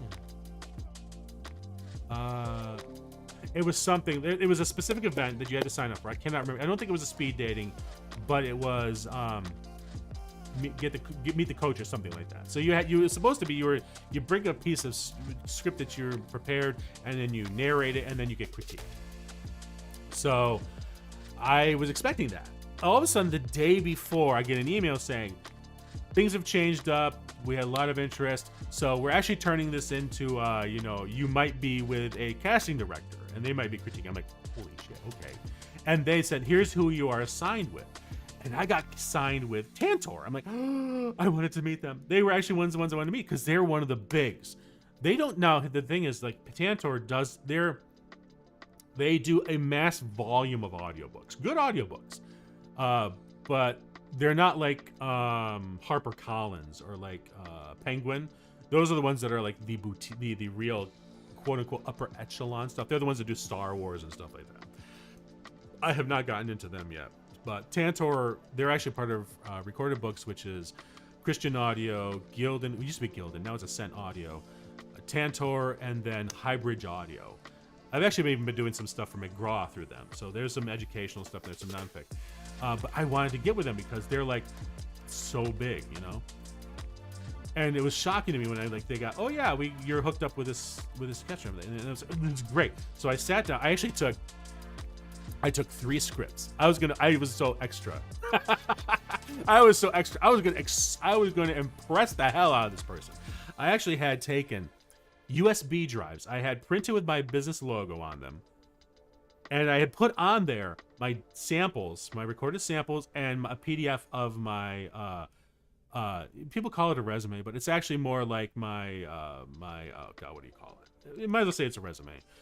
With all the books that I'm narrating, and there was another second page that had all the reviews I've gotten, which were like positive reviews that I would hand out instead of handing like a business card. I would hand this USB, and there's all my stuff on it. You don't so much do that anymore because everybody's freaking out about viruses and stuff. But anyway, so I sit down and portfolio. No, not so much a portfolio. I have a graphic design portfolio. Like I physically have my portfolio still, but nowadays usually do a website for that. So I used to have a website. I haven't kept up because I don't really do graphic design freelance anymore. But you have demo reels, which is commercial, which is not audiobook. Audiobook does not do demo reels. We do samples, which are basically like part of a chapter of a book. So I have on my site 5 samples, which are different genres. Some have male female characters, some only have a monologue. So they give anybody listening to it like an example of what you're gonna get if you hire me to narrate a book, you know. And I brought 3 scripts. One of them was a monologue, one was male female with confrontation, and the third one was 2 male characters. So I sat down with this lady, and she's like, Dex, it's a pleasure to meet you. I said, no, it's a pleasure to meet you. And she's like, I just wanted to let you know I was so excited. I actually picked, I wanted to meet you. And I'm like, really? She's like, yeah, they put in a pool of everybody who was available, and we got to pick who we wanted to meet with. And I saw your name, saw your work, and I wanted to meet you. I'm like, oh, sweet dude. Oh my God, this is amazing. So, so she's like, what do you got? What have you got for me? I said, well, I've got a sampler for you. She's like, oh really? I said, yes. I said, I've got a monologue, I've got a male-female confrontational, and I've got a male-male. Which would you like to hear? She's like, oh, you know I'm going for the male-female confrontational. I'm like, absolutely. That's the one I wanted, because that was a script that got me nominated for Best Male Narration. I'm like, this is the one. So I put the other two aside. I'm like, yeah. And I said, I just happened to drop that too. I'm like, yeah, this is what I get. She's like, really? I said, oh yeah. Didn't win, but it was a finalist. I heard my name called. I heard my name called in the up for best male narration. So in the Dex Tokoyasu, I'm like, yeah. So I do it, and the best part is the character is like, there was this German, a former ex-German Nazi scientist who was in hiding, and it was a techno thriller series, and he was the villain for this particular book in the series. And he was meeting up with this woman who was a computer scientist. She was like the head of the computer, College of Computer Science, National Computer Science in China. So she was Chinese, he was German. And I always try to do the accents as best as I can. So I study the accents, try to make sure they're accurate. And I love this. This guy was my favorite. This was my favorite villain. And so the scene is cool because they're meeting like out in an open air thing, and he's trying to get her to join the project again because she basically left the project. She didn't want to work with him anymore. And he brings her back, but then he poisons her with what he's trying to, with the thing he's trying to solve. And he's like, well, now you're invested. Now we're in this, and I narrated him very much like, the line is like, he's like, she picks up this orchid and she realizes she gets stabbed with a needle in it. She's like, what the? And he's like, the orchid, how beautiful in life, and how empty in death. You have been given the gift that I have been given to myself as well. You are now invested in this project as I am. Yes, now I will know you will help me out here too now. And it's like, I played it, and I love that character. He's one of my favorites. And the whole thing, she was like, she loved it. She had a couple things like, you might want to do this a little bit different. And he's like, great, you have a car. And so I handed her the USB drive. 3 days later, I got a email saying, hey, can you send us a room sample? And I'm like, yeah, oh yeah, sure, okay, sure. So I did it. And then they, a week later, like, hey, you up for this first audiobook? I'm like, oh, yes. I'm like, dude, I'm in. But this deviation at that same conference. So at the same conference, there is at the end of it, the post-Apex social. It's basically champagne and finger foods up in the Javits Center. It's not like the pre-Apex social. Like, this is the final closing ceremony. Everybody's kind of saying goodbye and stuff like that. And I'm terrified of this thing because it's literally 200 plus people crammed into like a quarter of all the space available up on the top floor. Oh my god, I hate it. Like, I'm both agoraphobic and claustrophobic, but they really only trigger when they're together, and this is like the perfect moment. Oh my god, I hate it. But I'm like, okay, I've got to go in there. I want to get something to drink. I need some champagne. I need something like wine. Oh, so I push my way in, and it's like, oh god, I don't like touching people. Oh god, so many people. And I'm walking through, and I finally got something to eat, got something to drink, was helping me out, and I'm kind of just in the middle of this whole mass of people, and these three ladies were talking and stuff like that, and I kind of got pushed next to them. It's like, oh hi, and then they looked at my name because we have our name tags on. Like, oh, you're Dex Tokoyasu. I said, yes, yeah, I'm Dex, and I saw their names. Nice to meet you. Nice to meet you. And it's like, oh, are you are you a publisher? Or I said, no, actually, I'm a narrator. I'm like, really? What have you narrated? And I said, well, I recently narrated, and I gave them the series that I narrated, which is what I auditioned with.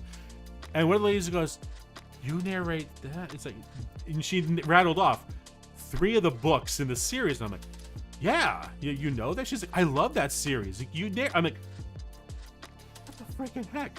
She wasn't one of the publishers, but she was like one of the worked in the print division. I'm like, how the hell did you find? She's like, oh yeah, I'm a big fan. I'm like, what the hell? Why do I have a fan? I'm like, what the hell? It's it's just like one of those things where it just blew my mind. Just like, why? I just don't understand. It's my brain just can't fathom it. And I absolutely, it's just surprises me every time. But it was just like so cool. Like, oh my god, this is awesome, I think I somehow managed to stick my foot in my mouth anyway, because like I'm horrible with people anyway, but hence the reason why I do this too, because this gives me a chance to practice, like, talking and stuff. But yeah, that's yeah, big deviation. But ultimately getting to that point that yeah, it's weird when you get recognized. And I'll tell you, oh, there's another thing. Oh my god. So one of my friends, she narrates romance novels exclusively. And yes, that does include erotica. I do not. I have, however, the very first audiobook. What in the world are you? Okay, you're a biological entity. Hang on, sorry. I can't. This does not look appropriate. Okay. So. Okay. So. The very first audiobook, actual audiobook I narrated. I read through it. I auditioned for it. It was through, it was an independent. It was not a publisher, it's independent. That's about the only way you can really get started with, because the publishers will not hire you if you have no experience. So I started, this whole series I started with and got the award noms and stuff was independent. And the very first book I auditioned for, I thought I'd reviewed it clearly. I thought I'd known everything that was in the book. So I'm narrating it. We're like about two-thirds of the way through the book. And the best part was I start narrating the chapter, and it's like chapter 42, you know. And I start going, and I don't remember the exact words. I don't remember the actual narration itself. It's basically like something along the lines of, it starts off innocuous enough, but then it gets to the point where it's like, and his hand slid down her, the side of her body, and I'm like, wait a minute. But my brain's like, I'm narrating this, and I'm like, wait a minute. And then it gets to the point, and then it's like gets a little more, and then like, and it's one of those things where I literally in the record, I'm going. I stopped for a moment and I realized, because now all of a sudden we are getting to the point where, okay, something's going in. I'm like, I just stopped for a second. Oh, it literally was like, oh no.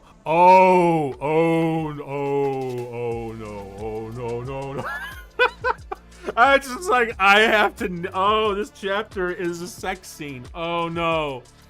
I'm like, oh god. Because it's like, you have to narrate everything. It's like, oh god. Oh. So I'm like, well, I'm already 2/3 of the way through this book, and I signed a contract. We're doing this thing. I'm like, oh my god. So I did it. I narrated it. It was and being the very first book I narrated, plus the first scene like that, it was awkward as hell for me. I'm like, oh my god. And then, sure enough, son of a gun, they hit me with a second one. Like 3 chapters later, a second one, different characters. I'm like, God, you're killing me, seriously. And it was worse than the first one. Oh my god, why is this so explicit? Why is this in a techno thriller series? Oh my god. So the funny thing is, I've narrated out of the 13 books I think they have. The 13 books in this series, I've narrated 12 of them. The only one I didn't do was the book 1. You thought it was done, but wait, there's more. Yes, exactly, there was. I'm like, I got to the chapter, and it just starts. It's like the two of them are just starting to kiss, and I'm like, ah, son of a. I'm like, God, are you kidding me? Seriously. Oh my god. So this was book 2 in the series, because book 1 was narrated by another guy who, ironically enough, was one of my audiobook coaches. And I didn't know it. I didn't look to see, I didn't look to see who the previous narrator was. So I was like, I started narrating this series, book 2, and I'm like, I'm over my head. What the hell do I do? I've done radio commercials, I've done e-learning, audiobook, vastly different, big different. Oh my god, this is a marathon. So I reached out to the Global Voice Acting Academy, which is a collection of professional voice actors, And I said, do you have anybody that does audiobooks? I said, yeah, we do. We have this guy over here. I'm like, great. Can I get a session with him? Like, yeah, you can have we book an hour for you. I'm like, great. So I schedule the hour session with him, pay the fee, and time comes, we jump on, we start talking. I'm like, dude, I thought I was prepared. He's like, okay, no problem. He's like, appreciate your reaching out, So we start going through some prep work. He starts working some practices and kind of get a feel of it. He's like, do you happen to have a sample of the script? And I'm like, yeah, I do, absolutely. So he's like, all right, let's work with that then. So I'm like, great. So I start narrating it, and he's like listening. And of course, this is a Zoom call or Skype or something like that. And I'm narrating. I happen to look up, and I see his face is kind of going. And I'm like, and I'm just like trying not to get distracted. And he goes, hold on a second, Dex, is there a character named Juan? I'm like, yeah. He's like, is there another character named? I'm like, yeah. He's like, I know this series. This is this. And he said, are these the authors? I'm like, yeah. How did you know? He's like, I narrated the first book. I'm like, I'm so awesome. All of a sudden, I'm sure he heard. Like I'm like frantically typing up Audible, and I'm pulling it up, and I'm like, oh shit, he did. I'm like, oh my god, I took over the series from him. I'm like, I swear I didn't know. He's like, dude, it's all right. He's like, it's okay. He's like, it's okay, Dex. It's all right. I understand. I was like, I didn't know. He's like, it was fine. It's fine. It was because apparently they were having a falling out between him and the authors. Like he didn't know that they were looking for somebody else. So I felt really horrible. Like, oh my god, it wasn't like they parted company. It's like he didn't know they were picking him. They were recasting him. Oh my god. But so that was a surprise. I suddenly became the interesting thing. He actually phrased it very nicely. Really wonderful guy, very professional. I like him. Stephen J. Cohen. I say he's a wonderful guy. Good friend. He's a decent friend of mine. I can't say great friend because I only see him once in a great while, but he's helped facilitate my gear my gear splurges when I get the urge to buy a new microphone. But anyway, he described it was like this. He's like, Dex, look at this like this. I narrated the pilot episode. You're narrating the TV series. And I was like, that's actually a pretty good way of phrasing it. And that's actually the way, like in TV, if you watch like the way they used to do. I don't know if they do it. They don't really do that anymore, but there's always a pilot episode, and a lot of times between the pilot episode and the actual series, the actors change. Like they recast people. I think the original Star Trek had that too, where like Kirk was not Kirk. There was a different guy, Pike, I think it was. And that was the pilot episode, which is the one where they had the weird aliens with the big heads, that telepaths and stuff like that. I don't remember the name of the episode, but it was Pike. Spock was on there, but Pike was the captain. And then when the first episode of the actual original series, they replaced him with Kirk. So it was Shatner now. And it was like, that was actually a good way to phrase it. I liked that. It made me feel better. I didn't feel like an ass for basically taking over from. I was like, exactly. You're trying to see if people actually want to invest in the show, and if the audience is there for it. The funny thing is, the authors want me to re-record book one. That was like 6 years ago that they wrote that book was narrated, and I refused to do it only because I absolutely do want to do the book. They actually wrote a second edition of it. Their writing has improved a lot, and they're like, we've been going through redoing some of the books and stuff. So they rewrote the first book in the series because they've gotten a lot of experience. And they said, would you be willing to narrate this, Dex? And I'm like, wait a minute, because here's the problem. They have a royalty share agreement. I gotta do that video about voice acting. I really do. Because I would explain like all the different things, like royalty share per finished hour also. But royalty share is where an audiobook narrator will basically shoulder some of the cost of the production so that the author isn't paying as much. However, once the audiobook is live, the author and the narrator split the earnings from it. So the reason why I won't do book 1, the second edition, is because he's still making money off of book 1 that he narrated, because he's royalty share. Everything I do is per finished hour, which means once the book is done, because I don't get paid until the book is done, so all the work is done. I also don't get paid for all of the hours I put into it. So if it might, like I've always said in the past, for me, on average, it's like about a 3-to-1. Sometimes it's a really bad book, a 4-to-1 ratio. So if it's, there's like 3 hours for every 1 hour finished. So, and that's usually also including narration and proofing. So like making sure I pick the mistakes.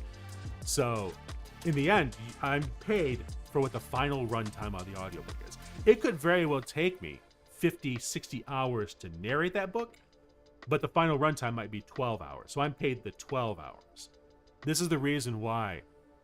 And this is what really, like I said way back when I talked about doing this voice acting series, what really pissed me off about people is like, oh my God, this lady is getting $4,000 for a video game. I don't make that much. Yeah, you have a freaking hourly or salary job that you get paid insurance, you get paid all these things. Guess what? I'm a freelancer. I don't have a job. I get paid for a gig, and when that gig is done, I have to now try to find another job. So people don't realize that's why our rates are like quote unquote higher. It's because we're covering for all the expenses that we have to cover. On top of the fact, there might be a time when we don't have work. So, you know, but yeah, so that was, so as long as he's getting royalty share, he's still making money. And he says he doesn't make a lot, but he's still making something on it.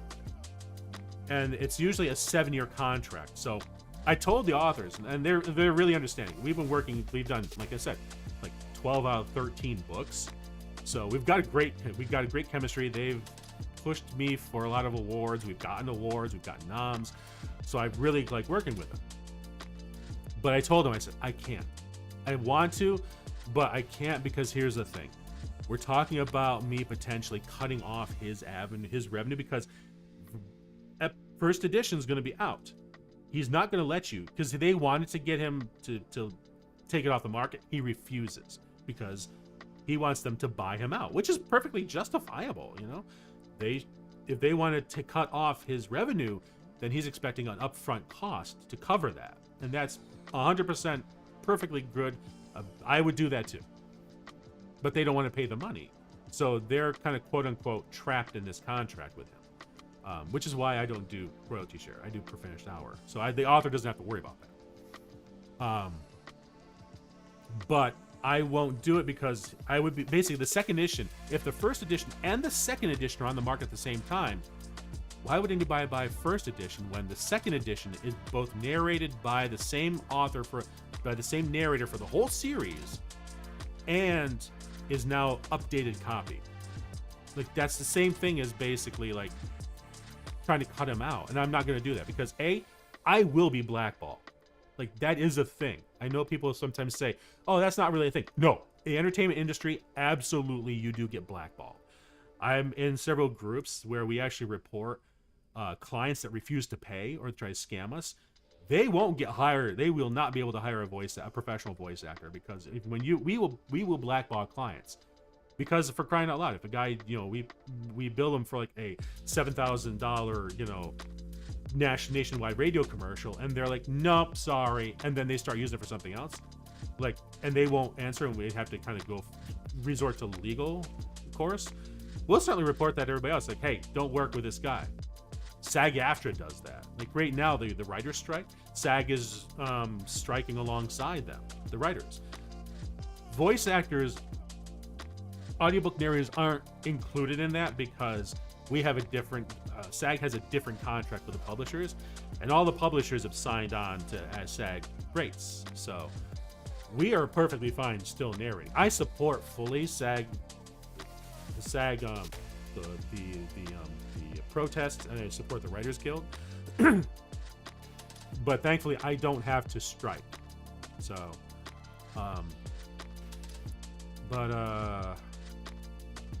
yeah. So the 18 plus. But thankfully, the union strong. Amen. Absolutely.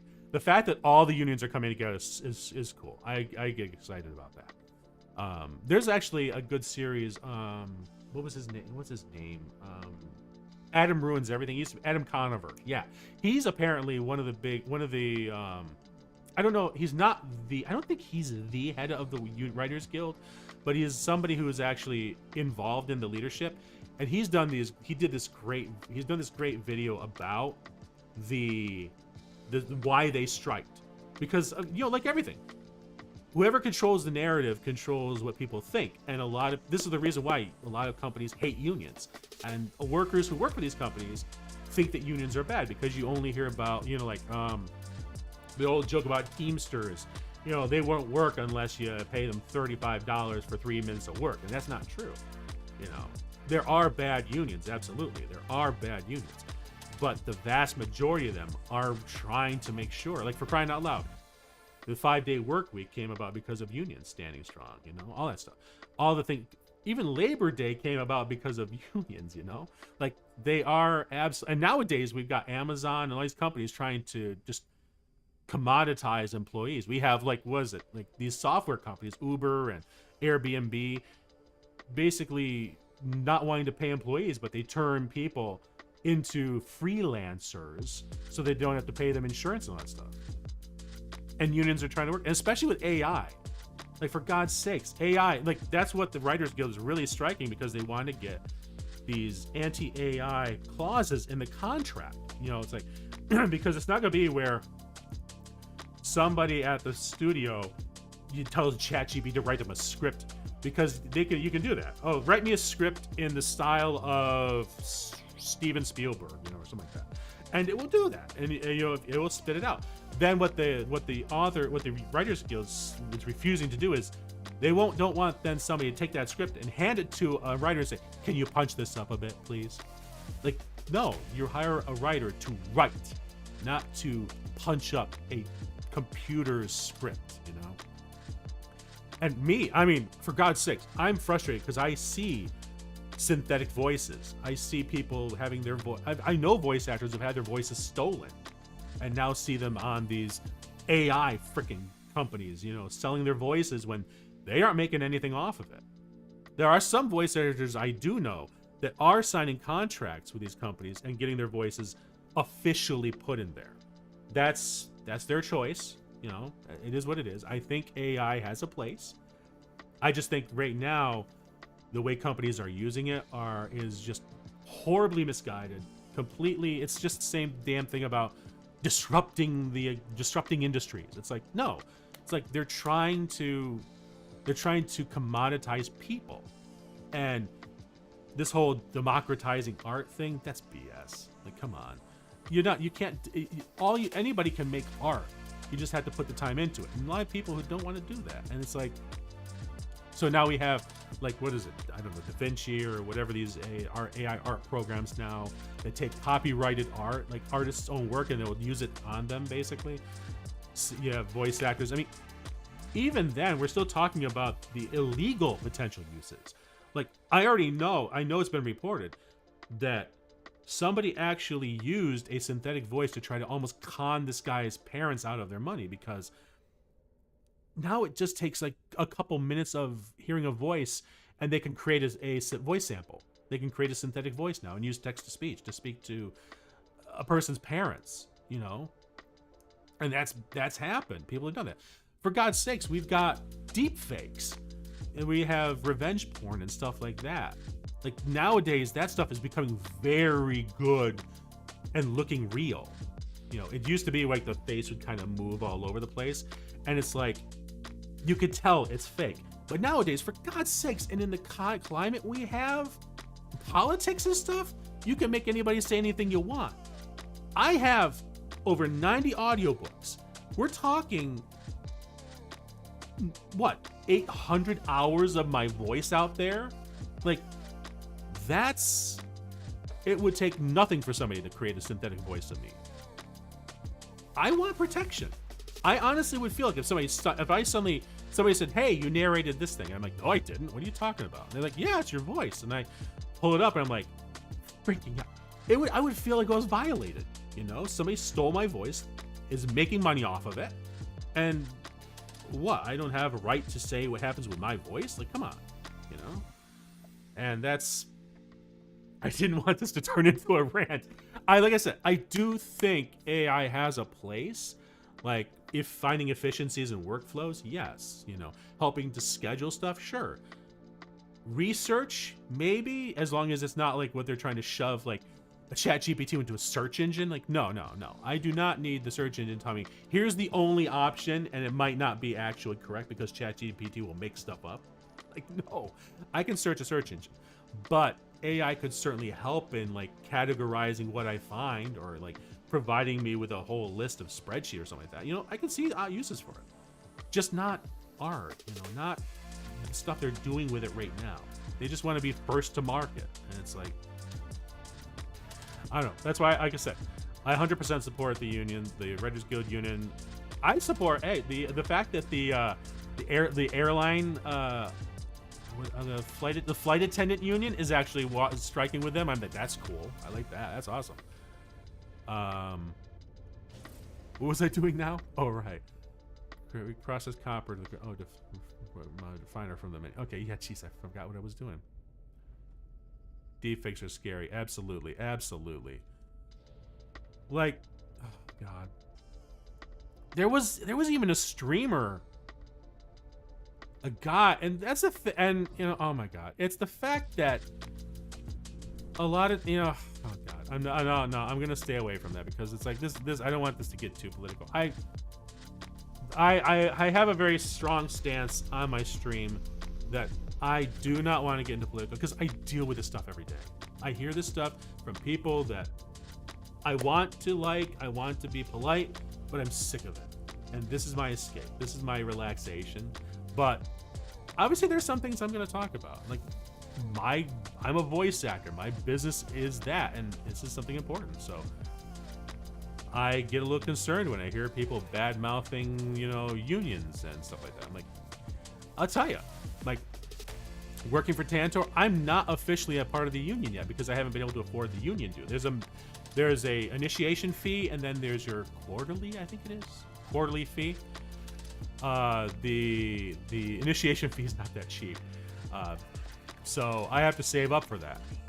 But I'm benefiting from it because all the publishers I work with are SAG affiliated, and so the cool thing is, they're actually contributing to the retirement that we have, because part of the union is that you actually you can get vested for a retirement plan, and I actually get the statements. Technically, I'm already invested. I've done so much work that, yeah, I actually could retire. I have a retirement plan now. I wouldn't be able to afford that on my own. And plus, SAG also has medical and dental insurance that you can join, and it's way cheaper than what I get at my full-time job. And honestly, it seems like it's a lot better, because it's you know, it's obviously one of those group plan ones where the more people in it, the cheaper it is. We're talking a nationwide plan, so yeah, it's way cheaper than the company I work at. It's just the initial fee that I got to work over. But I absolutely do carry myself, and I do honor the rates for a union. All my rates are based off of the union scales. I will always make sure that I try to go through a union paymaster if I can, because then I'm covered by the union contracts. So yeah, that's my that's my take on it right there. And you know, I keep saying it. I think I'm gonna try to do the video on voice acting. I want to put out a video that's basically like what the reality is of voice acting. I mean, we did that on a stream where we kind of planned it out a little bit, and I really want to kind of say, this is the reason why the rates are the way they are. It's not, you can't compare a salary or even a hourly job to voice acting, because voice acting is contract. It's freelance. It's a once and a done. So you can't compare the two of them. But until you actually show the numbers and can actually help people understand, you're just talking against a brick wall, unfortunately. Oh shoot, I forgot. I gotta make the copper. I keep getting distracted. My god. Well, it wouldn't be a deck stream if I wasn't getting distracted. Oh man. I thought there was another copper deposit nearby. Got it. What time is it? It's 2:30. Yeah. No, I'm gonna keep on going. I really wanted to get the majority of the main story done. Yep, I remember the planning stream. Yeah, exactly. I don't remember everybody that's on it, but I know I'm still a small enough channel that I do kind of remember. Oh my god, I said it earlier. I am still shocked by how many people, 40 plus people subbed just because of the Vesper Noir Magni Desmond video I put out. Like, I was floored by that. Like, just floored by it because honestly, I almost wasn't gonna do it. I almost wasn't gonna turn that into a VOD. I wanted to do it on the stream like I did. I'd bought sake, specifically for the purpose of being able to tip a couple back. You know, tip one back for Vesper, tip one back for the Vesties, and you know, one for the Magmites. You know, and I did it just right off the cuff. Obviously didn't script it because I didn't want it to be ingenuous. And finished the stream, and I got to thinking about it. I'm sitting there going, should I turn this into a VOD, you know? And on the one hand, I argue with myself saying, that just sounds gross, you know? It really just felt like I'm profiting off of something that really just comes from a place of me wanting to be nice and, you know, honor somebody who I really respect the hell out of. And it was like, but then I thought about it, I'm like, well, you know, maybe other people might enjoy it, you know, to think about that. Maybe it might bring some people a little, I don't know, closure. So I'm like, well, you know what? Let me start trying to edit it and see if I can come up with something. And spent a good couple hours editing it. And I was like, you know what? This isn't bad. Let me just, you know, wait, what's the worst that can happen? It gets ratioed to death in YouTube's algorithm. Think what, you know? And holy cow, that thing. Hang on, I gotta look at it right now. I gotta pull the numbers up because it just boggled my mind. Day one, the spike was just unbelievable. Hang on, I gotta look it up. Where is it? I gotta go to studio here. Sorry, I love me metrics. I very much, as much as I'm on the spectrum and very I'm artistic, but I also like I like numbers and, you know, and efficiency and stuff like that. Yeah, 1,000 views, 1,000 views on this video, 92 likes. I'm like, holy cow! The number of 10 comments. I mean, well, I mean, some of them are probably mine. 28 subscribers just in the last 30 days. Like, it just, I just like. The first day, 17 hours, 866 people. I was like, what the hell? Like, really? I did not think people would like it. And oh man, it was like so good. I was so happy that people understood where I was coming from, and so many people shared the same sentiments. I think that was so awesome. The sad part was the fact I didn't realize who Magni Desmond was until the first stream that Randon had, and I'm like, are you kidding me? That's who Magni was? Oh my god, I did not know. It did not click. I felt so stupid afterwards. I'm like, how did I miss the voice? How did I miss the prophecy? I'm like, oh my god. Like, this guy, it was hilarious. But yeah, man, it was great. I'm really happy everybody liked it. It's just one of those frustrating things because it's like, I can't really replicate that because I think the reason why it was successful is because people recognized I was legitimate. I was honest in the fact that I really respected the hell out of Vesper. And, you know, like I said, he is an inspiration because he's on the older side. I'm older than him, but you know, the fact that he had success, and he even had success before, you know, it's just like, it's crazy. And I'm just, really excited that people resonated with it, you know. But it's funny, like I watch a lot of these groups, not groups, a lot of these like, oh, way to grow your channel kind of things, and I just start laughing at it, and I'm like, they're like, oh, you need to capitalize on that. I can't capitalize on that? What the hell? Oh, chromatic material. Okay, chromatic metal. Let's do that. All right. So I need copper. Where's my copper?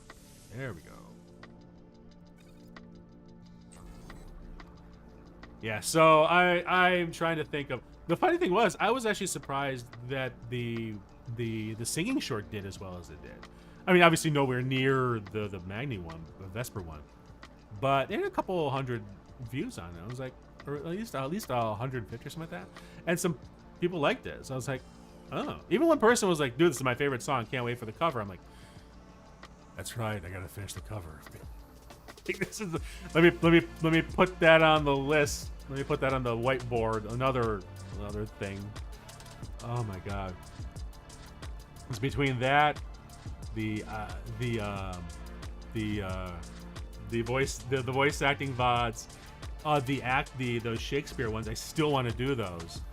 It's like, oh my god, so many things I want to do, and I just don't have the time to do them. Yeah. Oh, really weird question. I don't know if anybody listening will knows what this is, but is it bad to be called a male hag?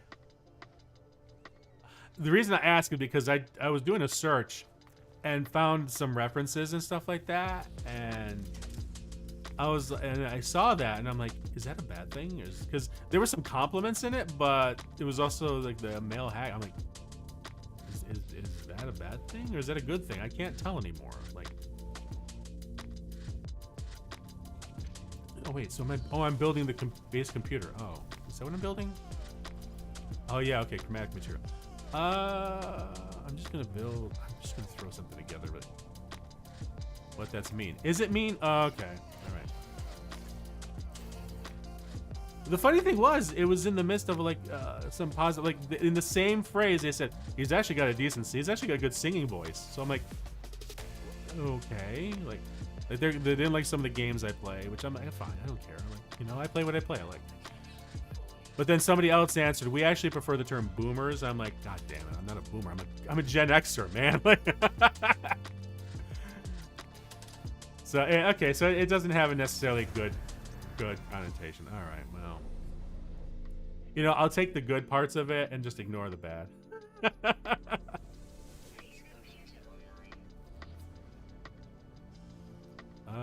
Base construction. I really don't want to build anything. Search the base computer. Okay, there we go. It was one of those things I just happened to stumble on it, and I was like, oh, okay. And then I read it, I'm like, it sounds like it's bad, but they're also complimenting me, and they said they subbed. Like, okay, all right, I guess. Construct a shelter for protection against theft. Okay. Build foundations from timber floor panels. Okay, so we gotta access. Oh my god, the best part. Oh god, what's going through my head right now is I look at the timber floor panels. I was talking about Internet Historian earlier. No, it's going through my head. Like wood laminate, like wood laminate, like wood laminate. Oh god, it's like Fallout 76. That was a great VOD of his, by the way. Oh my god, the way he roasted it was amazeballs. Loved it. What is this gonna take? Carbon. Oh, I need more carbon? Really? Okay. No, give me this. I need advanced laser miner. Oh, goodness gracious. Sorry, tired. So I got 5. Oh, hole. There's a hole. Oh, wait. Scan the planet first. There we go. I mean, you know, obviously I'll say this. Don't go hunting down the comment or whatever. It is what it is. Everybody's entitled to their opinion. And if there's one thing I have learned being an audiobook narrator is, you know, you don't take the comments you don't take the reviews 100% seriously, because I have been in one book called both a what's the term? I have it called a sexist misogynist in one review, and the immediate next one said that I encapsulated the story. I was a good narrator. Encapsulated the story, made them really actually understand what was saying. So I'm like, I have learned to basically just let it roll off my back, kind of thing like that. Like, it shocks me at first, but it's like, all right, whatever. That's your opinion, dude. I'm like, although I will say the misogynist comment that actually hurt me. That was like, that I did not like.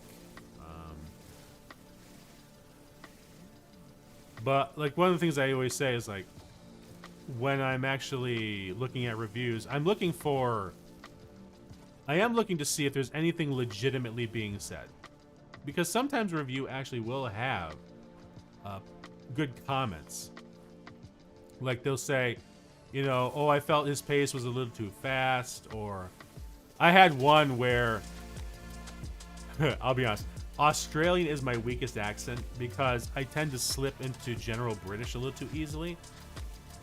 So thankfully I had the chance to redo that book because they did another version of it.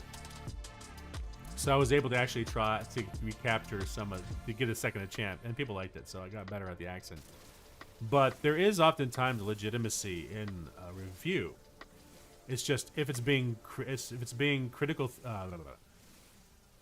with constructive criticism, like if they actually will say, you know, I really liked the enthusiasm you have, however, I felt it was a little too fast, or I've had some people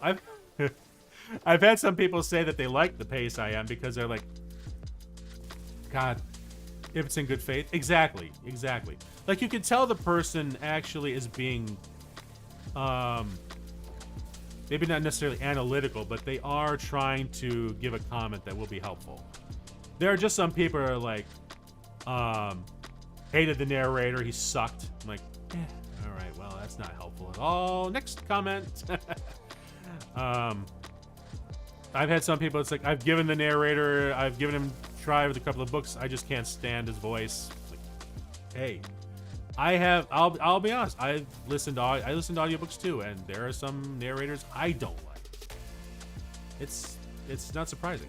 I literally had one time where it wasn't an audiobook, but I was auditioning for a I'd somehow gotten on the short list for an audition for it was like a pilot cartoon. I don't know if the NDA is still in effect. This was a couple years ago, but I'm not gonna say anything. I don't think the series ever came to be, so I'm like, I'm not gonna worry about it. But I had a buddy of mine who actually had moved out to California. He does sound engineering out there, and he was in a studio. He was like, dude, Dex, hey, do you want to I know you're a voice actor. I said, yeah. And he's like, do you want to audition for this pilot show? There's a cartoon that's coming out, and they might be willing to actually listen to you. I'm like, really, dude? Hell yeah, I'd love to get back to that. So they're like, all right, hey, I'll talk to them and see if maybe, because a lot of times the engineers in the studio might have a recommendation of somebody they know, and casting director's like, yeah, sure, you know somebody great. So I got into the audition. They sent me the script. I had to sign the NDA first, which sucks, but it is what it is. And I'm like, oh, I love the script. It's kind of cool. Of course, you have no idea who all the other cast is going to be because nobody's been cast yet. So I'm like, I did the audition, and just like any other audition, you do it, send it, and you move on. You move on. You don't care. You don't pay attention, because like if you sit there and be like, oh my God, did I get it? Did I get it? Oh my God, and you do nothing, you're never going to get work. You're not gonna be able to do this as a full-time career. You gotta just do your audition and move on. I will submit, if a lot of them, there's some indie publishers I sometimes work with, they'll send out some casting calls. I'll do a recording and shoot it off and then just move right back on. Because it's like, it might take a month. There was one time I auditioned for something, and it was 8 months later I heard back that I got it. That was for a pilot podcast. We did three episodes. And they were trying to get it picked up for broadcast. They were trying to shop it around, try to get picked up. I don't think it ever did, unfortunately. It was I liked it. It was a funny series, but it was like based on paranormal comedy. It was weird, but it was funny. But anyway, so my buddy, he gets me in, I audition, nothing. A month goes by, nothing. Again, not uncommon. 3 months go by, and I'm like, huh. I'm like, well, you know what? I know somebody. I'll just shoot him an email. So I popped off an email and said, hey, dude, you know what happened to this? Did anything come of it? And he actually DM'd me in Discord. I was like, oh, I usually don't get calls in Discord, but I'm like, okay. He's like, hey, Dex. He's like, yeah. He's like, yeah, I actually know what happened. He's like, really? He's like, I'm assuming I didn't get it. He's like, no, sorry, you didn't get it. I'm like, who cares? It was a shot anyway.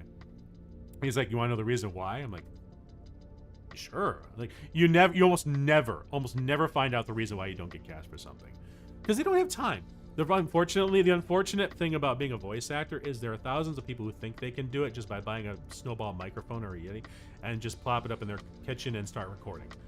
And yeah, that's unfortunately you're basic now a voice in a massive sea of people that are willing to undercut you for price just to get the gig, all the while devaluing their own work, kind of thing, basically. Anyway, which the good thing is, big publishers and big broadcast studio recording studios and stuff like that, they don't work with people like that because they understand the value and they want to work with people who have years of experience.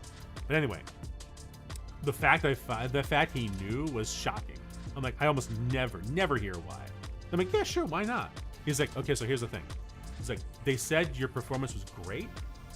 However, and he's like, okay, because apparently there was 5 people, and it was a directed session. So I had like 15. It was supposed to be like 15 minutes, but they ended up taking 25, 30 minutes with me, just because they wanted me to give them 3 takes, which is normal. You always do 3 takes for a script, and it was like, and there was like, you could hear 5. There was 5 people in there.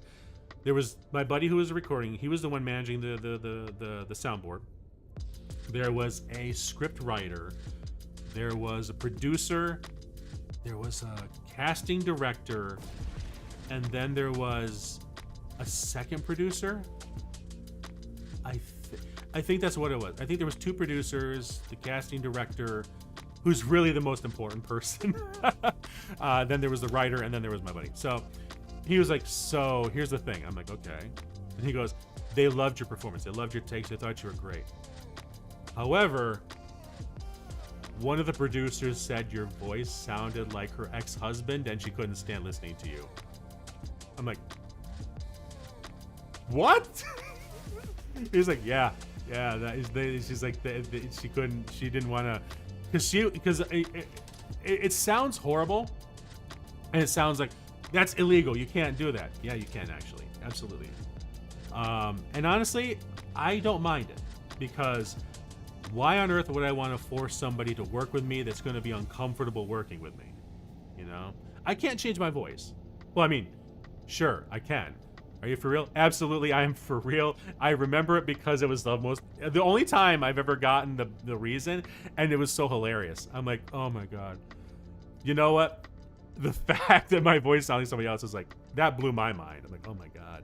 But yeah, it's fine, because again, if I'm working with somebody, I want to make sure that they're comfortable working with me. And you know what? I don't think the project went through because I never saw it, unless they did something under a different name. So, it comes and it goes. And it's like, I find oftentimes that people are like that are extremely difficult to work with. So I probably dodged the bullet anyway. And like I don't have a lot of time anyway. Although if it was actually for the studio that it claimed to be, I absolutely would have made time for it. Well, that's something I think is meant for a reasoning. Yeah, it's the weirdest shit. Like I do know that.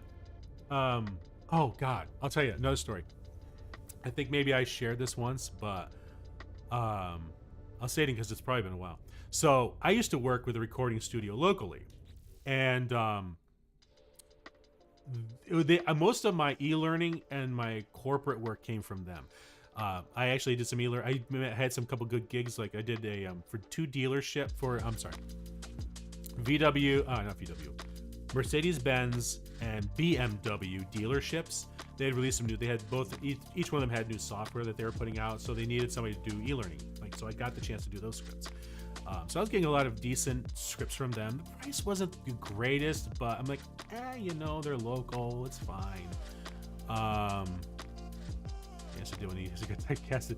That was, I think you're talking about the one where I was actually on the stage, where it was actually senior play, and yeah, that one I screwed that up. But in this one here, so this studio, they were small recording studio, and I did a ton of e-learning with them. I did a few corporate narration ones for them. I even did an e-learning with the U.S. Navy. That was an interesting one. That was like on a procedure change. Can't say because there was no limit on the NDA I had to sign for that. So, but anyway, I was called in to do an e-learning, and I got there. I always try to get there a little early, you know, because sometimes they'll have. I almost never get the script ahead of time. But if I get there early enough, a lot of times they can actually print it out, and I can just quickly review it to see if there's any words I need to look up. So I'm sitting there in the lounge in the waiting area, and like it's like a renovate. It was like no, it wasn't the renovated house. They moved into this. We used to be in a warehouse, but anyway, there was an upstairs, and then where I was on the first floor, nice big room, and then there was a straight hallway down where you had offices on both sides. That's where the recording and sound engineers worked out of. Not the recording, but this is where they actually handled the projects and did editing and stuff. And then at the other end of the hall was the actual recording studios. So there was the sound booths, and the recording studios were down there. So that's where I would have to go. So I'm sitting there waiting, and I heard the voice of the guy I usually work with. So I had basically almost had like an assigned engineer, which was cool. And I'm listening to him, and I hear him talking about this project that they're trying to cast, and he's on speakerphone. He's on speakerphone with an account manager. I don't know where she was. She might have been upstairs or whatever. I actually knew her too, because she would email me occasionally, say, "Hey, we got this project come up. This is the budget." I'm pretty sure they were hoarding the majority of the money. They were like pulling a voice.com thing. But anyway, so I'm sitting there reading the script, and I hear her voice on the speakerphone, and she goes, "Who do we cast?" No, it was the engineer that said this. He goes, "Well, who are we gonna cast for this one gig? I mean, there's a couple people. Like, they need to get named off a couple names." And I hear the account manager. Here, you snooping? I'm not snooping. I was literally sitting in the waiting area. It's not my fault they had the door open and he was on full volume. Not my fault.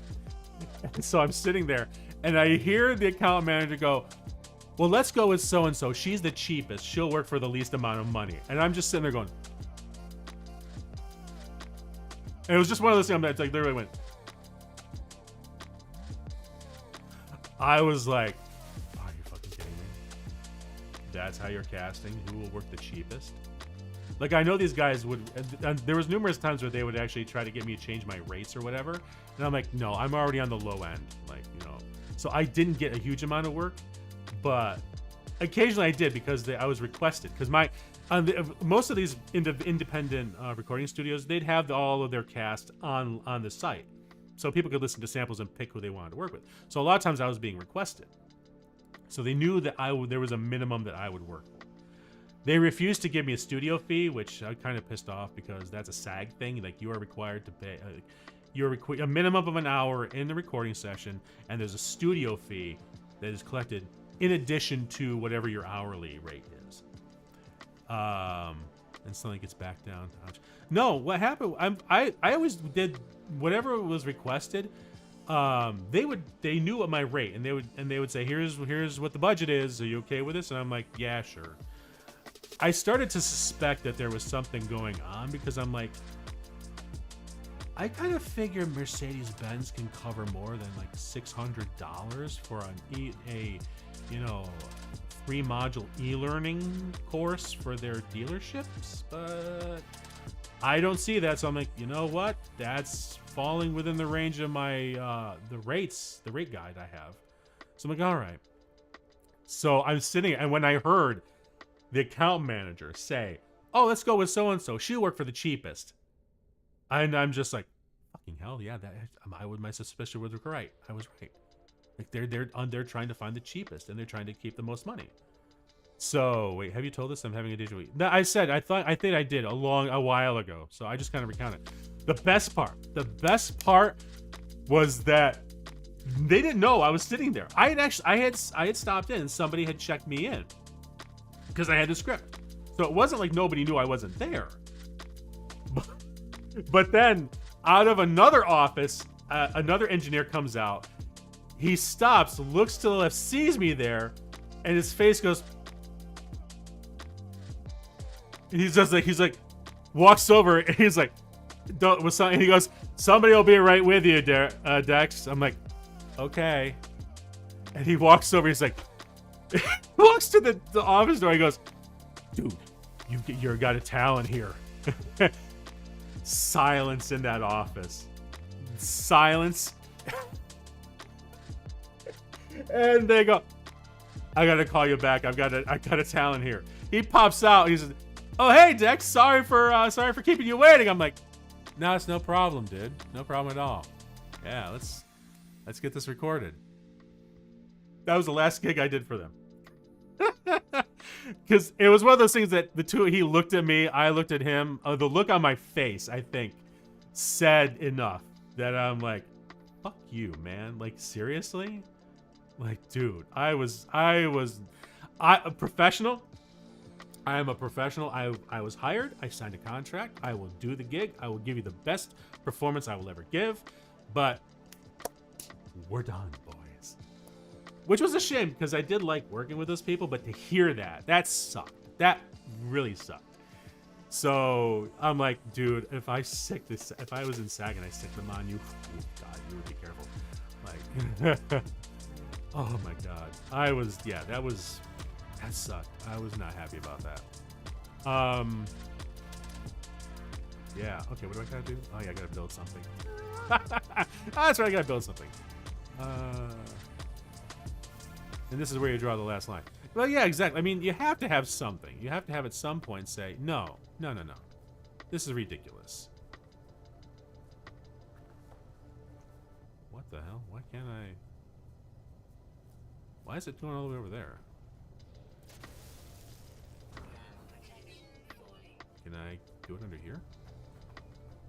Oh no, it's got specific set. Okay, fine. We'll do that. Can I pick this thing up? Oh, yeah, crud. We gotta build walls or I'm gonna get burned. And this is where, yeah, see, that's the thing. You gotta have. You have to have both standards, but also know what your worth is, and that's really the thing. Like, I know that I've spent years. Oh, maybe it's because the ship's too close. I have spent years. Come on, here we go. Okay, sorry. I've been a voice actor for since 2012. So I have been a voice actor for, what are we talking, 10, 11 years. So it's not like I'm a fresh new beginner, you know? Like I've done coaching. I've worked with some very not like preeminent, but skilled actors to teach me how to do character work, you know, audiobook narration, corporate narration, like that stuff. I deserve to be paid a certain rate. And if somebody has a problem with it, that ain't my problem. They can deal with it. That's what it was. Okay. I can't believe I had extra deja vu, but I completely forgot the story. Yeah, no, that's no problem at all. Understandable. Why can't I? Well, I didn't think this one through. Hang on. Edit placed parts. Yeah, put this here. Yeah, do that. And put this one here. Which one is this? This is 10, 7 of 10, 7 of 10. Okay. I'm just gonna do this. Come on, get there. Sometimes these tools aren't the best in the world. Okay, either way. Right. Yeah, I know. Shush. Protection's falling. I get it. Okay, there we go. Okay, we gotta. What did I need? Ferrite? Was it ferrite? Yeah, I need ferrite dust. Okay. Stopping was the best decision ever. Finish the pants, and I'm almost done with the quilts. Nice! Nice! Always love it when people actually get something going there. It's fun hearing all these stories, but right now these space dudes aren't going to handle themselves. True enough. True enough.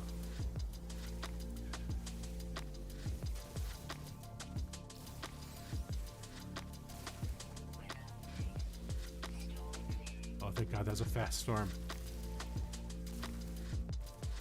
Don't worry, we'll be actually wrapping the stream up soon because, like, usually I try to keep my streams to around 2 hours at the most, and we're already a little past that point. But we're having fun, so that's all that matters.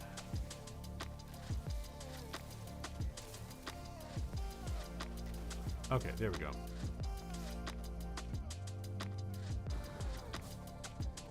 Oh my God, that notification did not come up, did it? Okay, good. I got nervous. A notification came up. I'm like, oh, no, no, no, no. Come on. Okay, how do I... Toggle free placement. Toggle camera. That's what it's B. All right, let's zoom up here. There we go. That's better.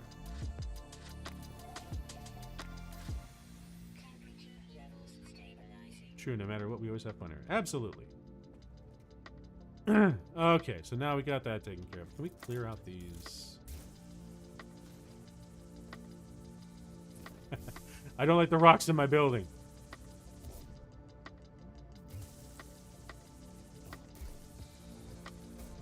Oh, thank God.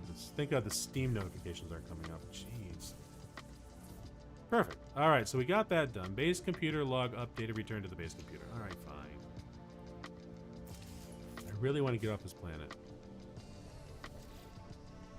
All right, accessing log from previous user. Additional archives recovered. Entry 4925E follows. Construction largely a success. Recovered salvage data from nearby. Plans logged. Scans indicate additional subterranean devices beginning search. Because these logs evidently had some success. I have access to their plans and perhaps I can learn from their efforts. Oh, yeah, batteries. Is it is? No, that's not the batteries, is it? Oh, God, I gotta beat these things.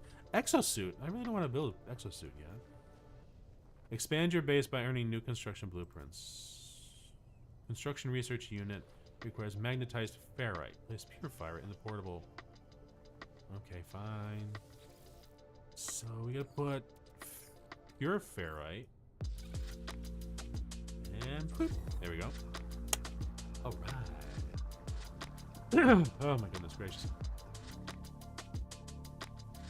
Well, that was fast. Good God.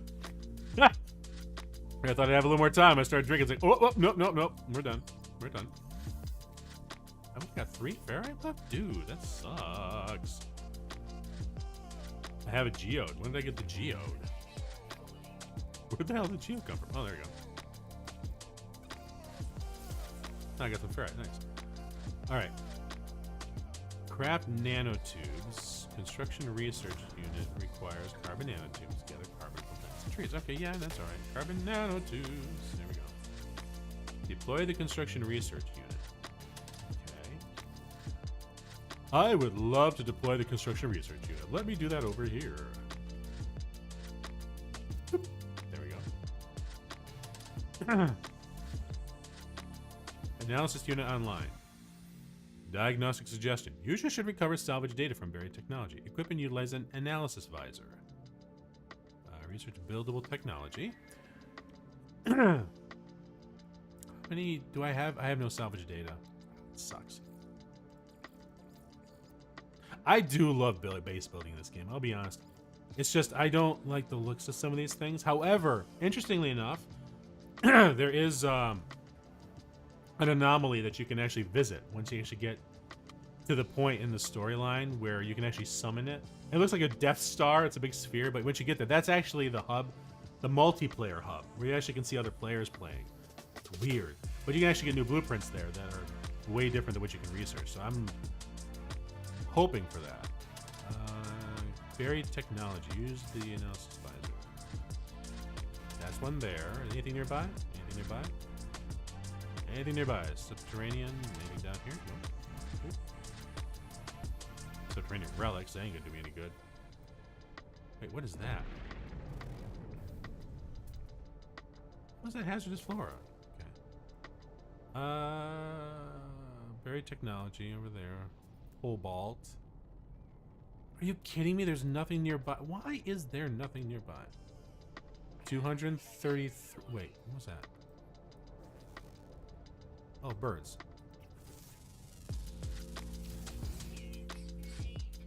Okay, so hang on. That's 362 units away. My God, why is everything so far away? I mean, granted, yeah, I can fly, but still. Where was the other one? There was another unit somewhere around here. 220. That's it. All right. I think we'll be okay if we run. I don't want to keep wasting fuel. No snappy thing, right? I don't want to get hit by that. Okay. Oh. Hey, I swear to God, that looks like a dust mite. In fact, it just dragged itself on the ground. Okay. He's just living the life, just dragging it around and living. There ain't nothing more to be said, but that's alright.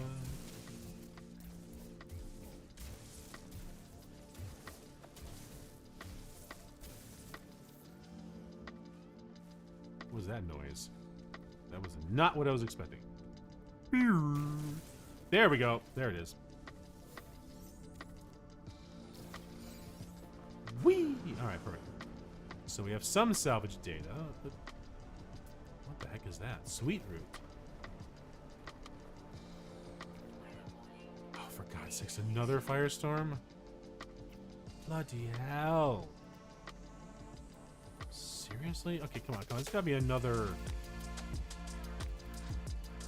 There isn't. Alright, we gotta run. Okay, we gotta run. Oh, I didn't recognize that. They must have added that icon. That's nice.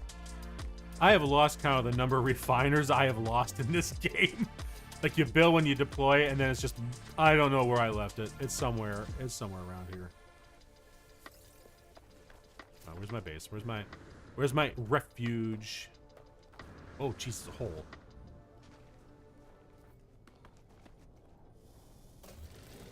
I'm building you inside. Oh, jeez. Hang on. There we go. Woo! That's hot. Get hot, hot, hot. Ba-da-da-da-da. Some like it hot, hot, hot. There we go. This way I don't lose it. I lose it way too much. Actually, no. I'm gonna hold on that because we're gonna research. Let's research. And equip and utilize an analysis visor. So, yeah, okay, I already did that. Spend the salvage data at a construction new research unit. Use the data to learn the construction. Okay, so I don't really have to. There's nothing specific. I gotta watch it because sometimes this thing is very specific. I've done that. I've wasted data thinking I was gonna complete a thing, and it's like, you still haven't done it. I'm like, God dang, I missed the wrong thing. All right, so we want to do this base teleport. This is cool because this actually allows me to teleport to this base from anywhere there has another warp. So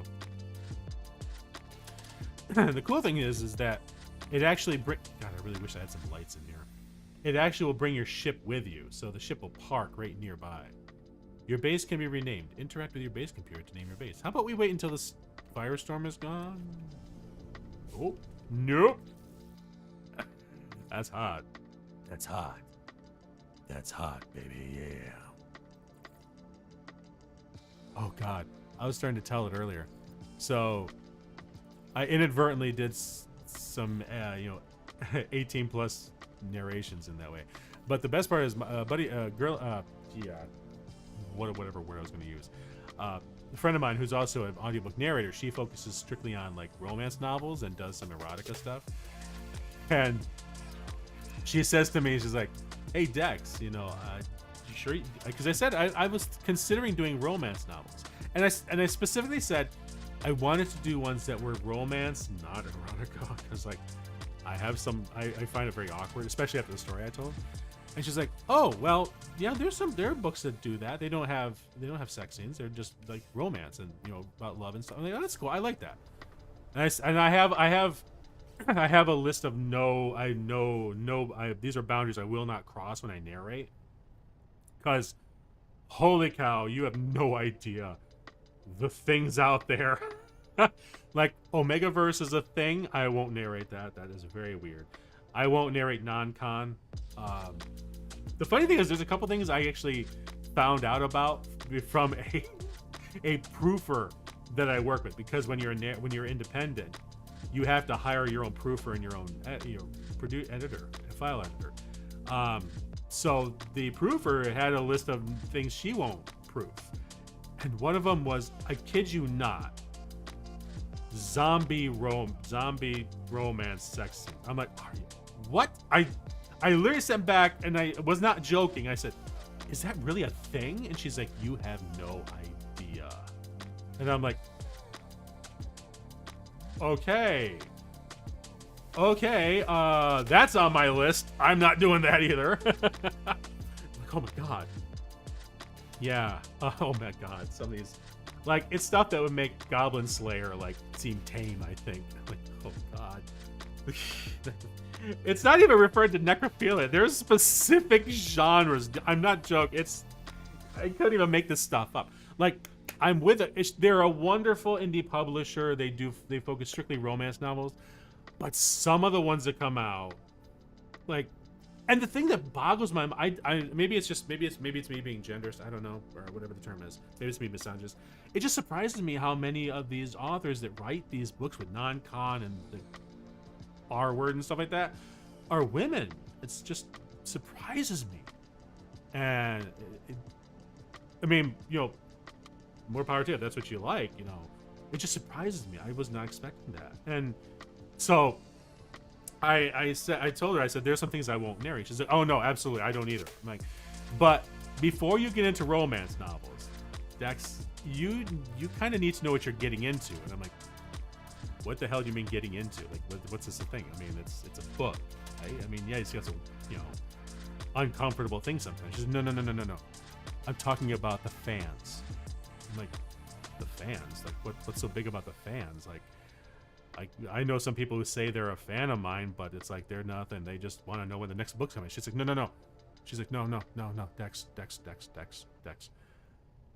Romance fans are a whole different breed. And I'm like, what? She's like, trust me. Check out. She gave me 2 Facebook groups. She's like, check these groups out. Just join them. You can join them as just a fan, and just read. I'm like, okay. So I'm like, all right, sure. She's like, I would love to narrate with you, because a lot of times you could do what's called a dual or a duet narration, where 2 narrators work on the same book. The difference is one person narrating certain characters and the other one narrating everything else, or are you trading all of male characters are narrated by the male narrator, all female characters narrated by a female character? So she's like, Dex, because she's been doing this for years. She's romance almost not exclusive, but the majority of her titles are romance novels. And she's like, just trust me, look at it. I'm like, oh, all right. So I signed up. I wasn't in that group for 5 minutes, and I'm like, oh my god, like, these people are, the term thirsty does not even begin to describe what I saw. I'm like, oh my god, like, these people, like, there is literally like fan clubs for specific narrators.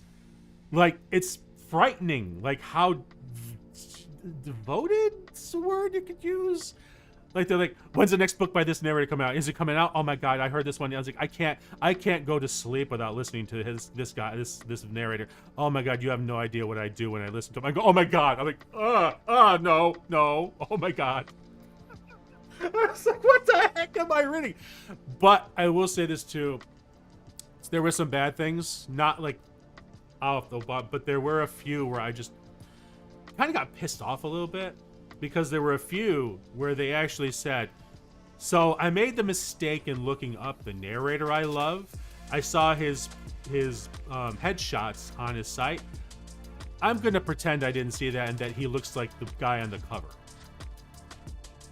I saw a few too many posts like that, and I'm like, fuck you. Are you kidding me?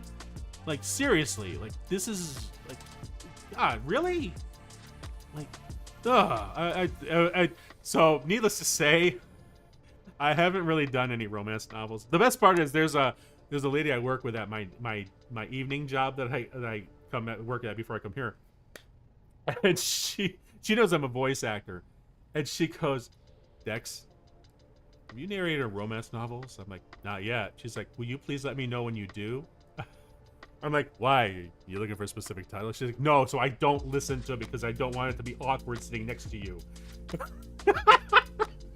I was like, oh, come on. Don't you want to hear me go? And then he walked over and he saw her in one night. She's like, no, don't you do that. Don't you do that. I'm like, all right. I'll warn you if I ever do it. Like, or maybe I won't, maybe I won't warn you. Oh my god! I said to the lady next to me, because like they're all laughing. I said, "Can you imagine her expression? She's sitting there listening, and all of a sudden it turns out I'm narrating it under a pseudo, a nom de vox." She had no idea. All of a sudden she's like, "Oh my god, Dex, no!" She's just like throwing the headphones off. Yeah, I told you to warn me. I'm like, sorry. Yeah, it was worth it. Worth you being pissed off at me. Worth it. Like, I don't think I would do that though. That's being a bit of a jerk. But it's just like, oh, she's like almost begging me to do that. Oh my god. She's like, it's flustered out of nowhere. She wouldn't be able to look me in the eye. That's the worst part. Like, how do you look at a person? Like you just narrated. I'm like, I know what I narrated. You know what I narrated. We both know. Like, what are we gonna do? Like, sorry. Oh god. Craft metal. Okay. I would honestly never do that, because like that would be the worst thing. I would feel horrible, you know, if somebody felt uncomfortable about me doing something like that. Like, no. I'm not gonna do that. Wait, what am I missing? What do I need? Barite dust? How much do I need? Gotta hire at least more of this stuff. Alright, fine. I wanted to get to a certain point here, and it's like, like the internet historian showed, yeah, you know, now we gotta mine a little bit more, build a little bit more, mine a little bit more. I mean, I'm glad that they've got the tutorial in this game, but man, I didn't really want to build bases yet. I already know. Oh wait, I wonder if there's a way to turn off the tutorial. Maybe there is. I never even thought to look for that. Whoa, okay. Death consequences. Item destroyed. Save deleted. Oh my. Ha! Oh, we got Subnautica going on here. Oh man. Survival difficulty. Relaxed standard. Challenging. What is challenging? The exosuit's hazard protection protects explorers from environmental factors such as extreme cold and toxicity. Its life support unit provides breathable air and vital movement systems. This setting scales how quickly these systems are drained. Okay, that's not surprising. Natural resources scarce. No, I would never play that. I hate that. Survival elements, hazards, and health. Requires upkeep in several areas. Health and shields, protection against environmental hazards, and generalized life support. Health and shields are gradually recuperate on their own hazard. This setting can simplify survival by removing the need to recharge one or more of these systems. Which is full survival. Okay, so we're on full. Okay. Fuel use. I like the fact that I can turn off. This basically turns into creative mode, which is nice. Ease of use. Base power, free standard. Hyperdrive system assets. Inventory transfer range. Nearby. Infinite. Infinite would be nice, but I do like to try to get that. Difficulty settings change. Changes. This action is permanent. Oh, okay. So lock on it. Reputation standing standard. No, okay. Nothing as far as the tutorials. Auto torch, that's fine. Offended. You can change handedness in this game? When did that happen? Dude. Ooh. Yeah, I'll switch it to Fahrenheit. I am trying to work on my Celsius, on my metric, but nothing there for the tutorial either. Accessibility, camera control difficulty. Nope. All right, we're just gonna have to deal with it. All right. Oh my god, I know. Shush. That's carbon, not ferrite. Oh my god.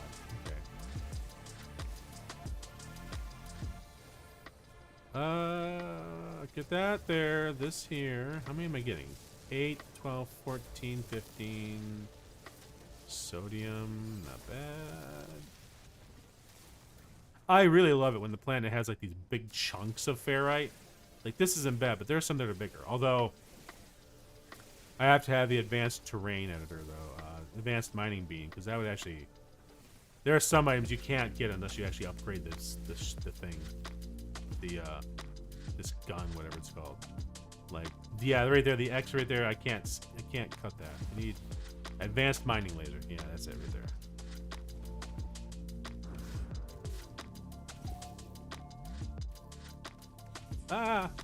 Do something. What am I doing? Okay, hang on. There we go. Okay, that's what I want. I got 4 now. Craft carbon nanotube. Oh, for the love of. Okay, craft carbon nanotubes. Ooh,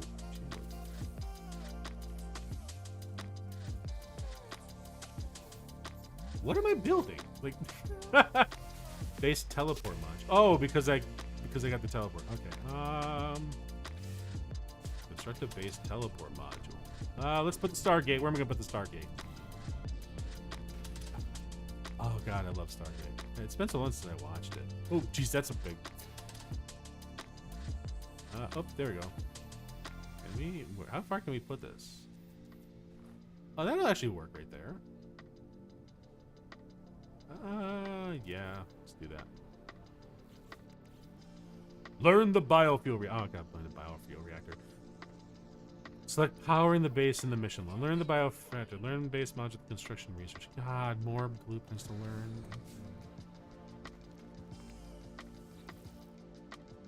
Oh, I'll bet you I need more biofuel reactor. I don't have enough, do I? I have no salvage data. Okay. Save beacon. Oh, that's kind of cool. Wait, when did that get at? I need 1 salvage reactor. Okay. It's gonna take me to get to the solar panels. That's gonna take 8 salvage data? God. Electrical wiring. I need. Wait, I have to unlock. Okay, 0 salvage data. Okay. So I need 1 salvage data, which means I gotta find the salvage data. Okay, where's the data? There's one right there. There's one right there. That is 300 units away. I think we'll be fine if I hike. I say this and all of a sudden, firestorm incoming. What just hit me? Oh, you little sick of getting stabbed by those things.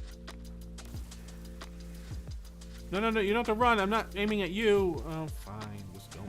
Run, run, run. I get around, round, round, baby. I get around. From town to town, down, down, baby. I get around.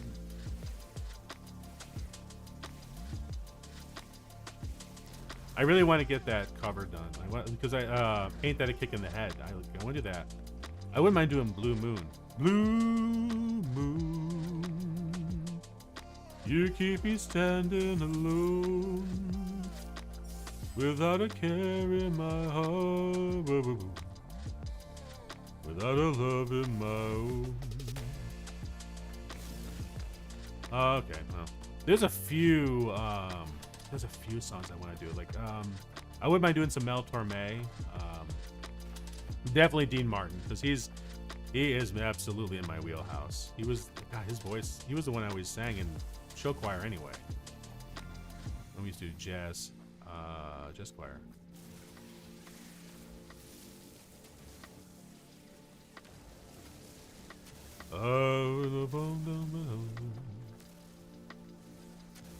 I do want to also do some show tunes. Like there, oh my God, there's one musical. Well, that's close to the surface. Never mind. Oh, hello. It's what is it? The music. What's the music called? It's Jekyll and Hyde. There's a great guy. I think the main character. I think the main part is for a baritone, and I'm like, they got some really good songs in that musical. Like, there's this one where it's like Jekyll arguing with Hyde. It's like, oh, same actor singing, two different parts at the same time, different voices. So it's like, do you think that I would ever let you go? Do you think that I would ever leave? Hyde is here. Just say, oh, I love that song. I just gotta practice it.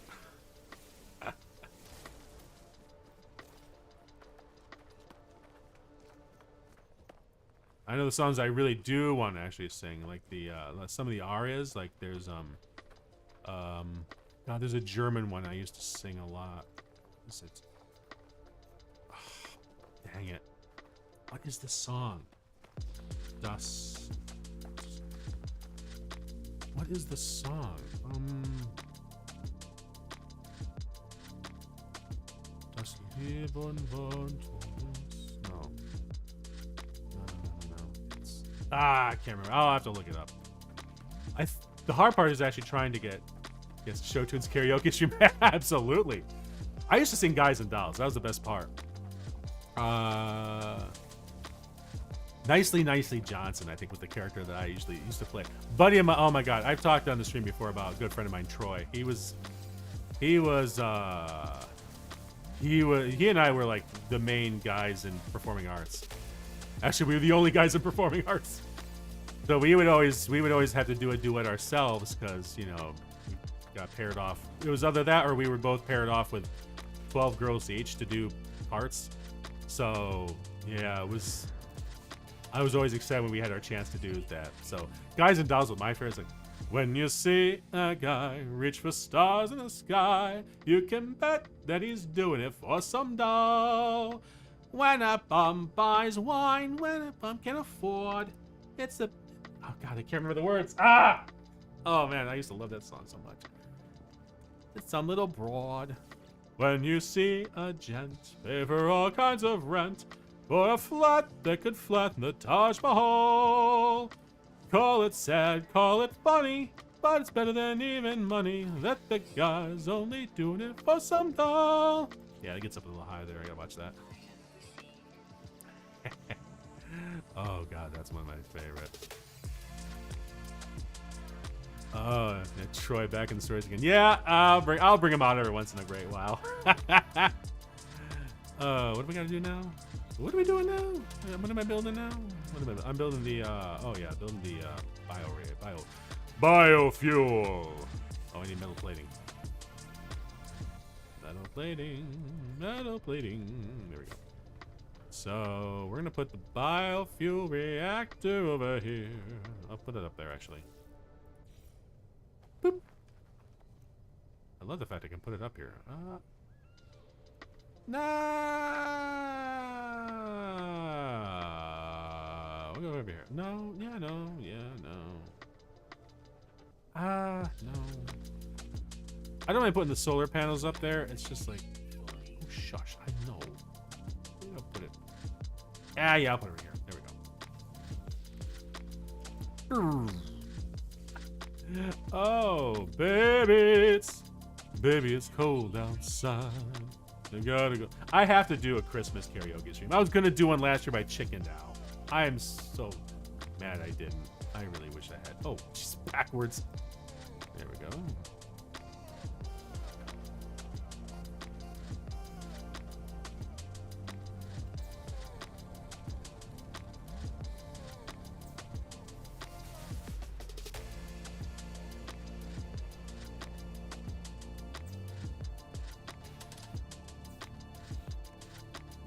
There we go.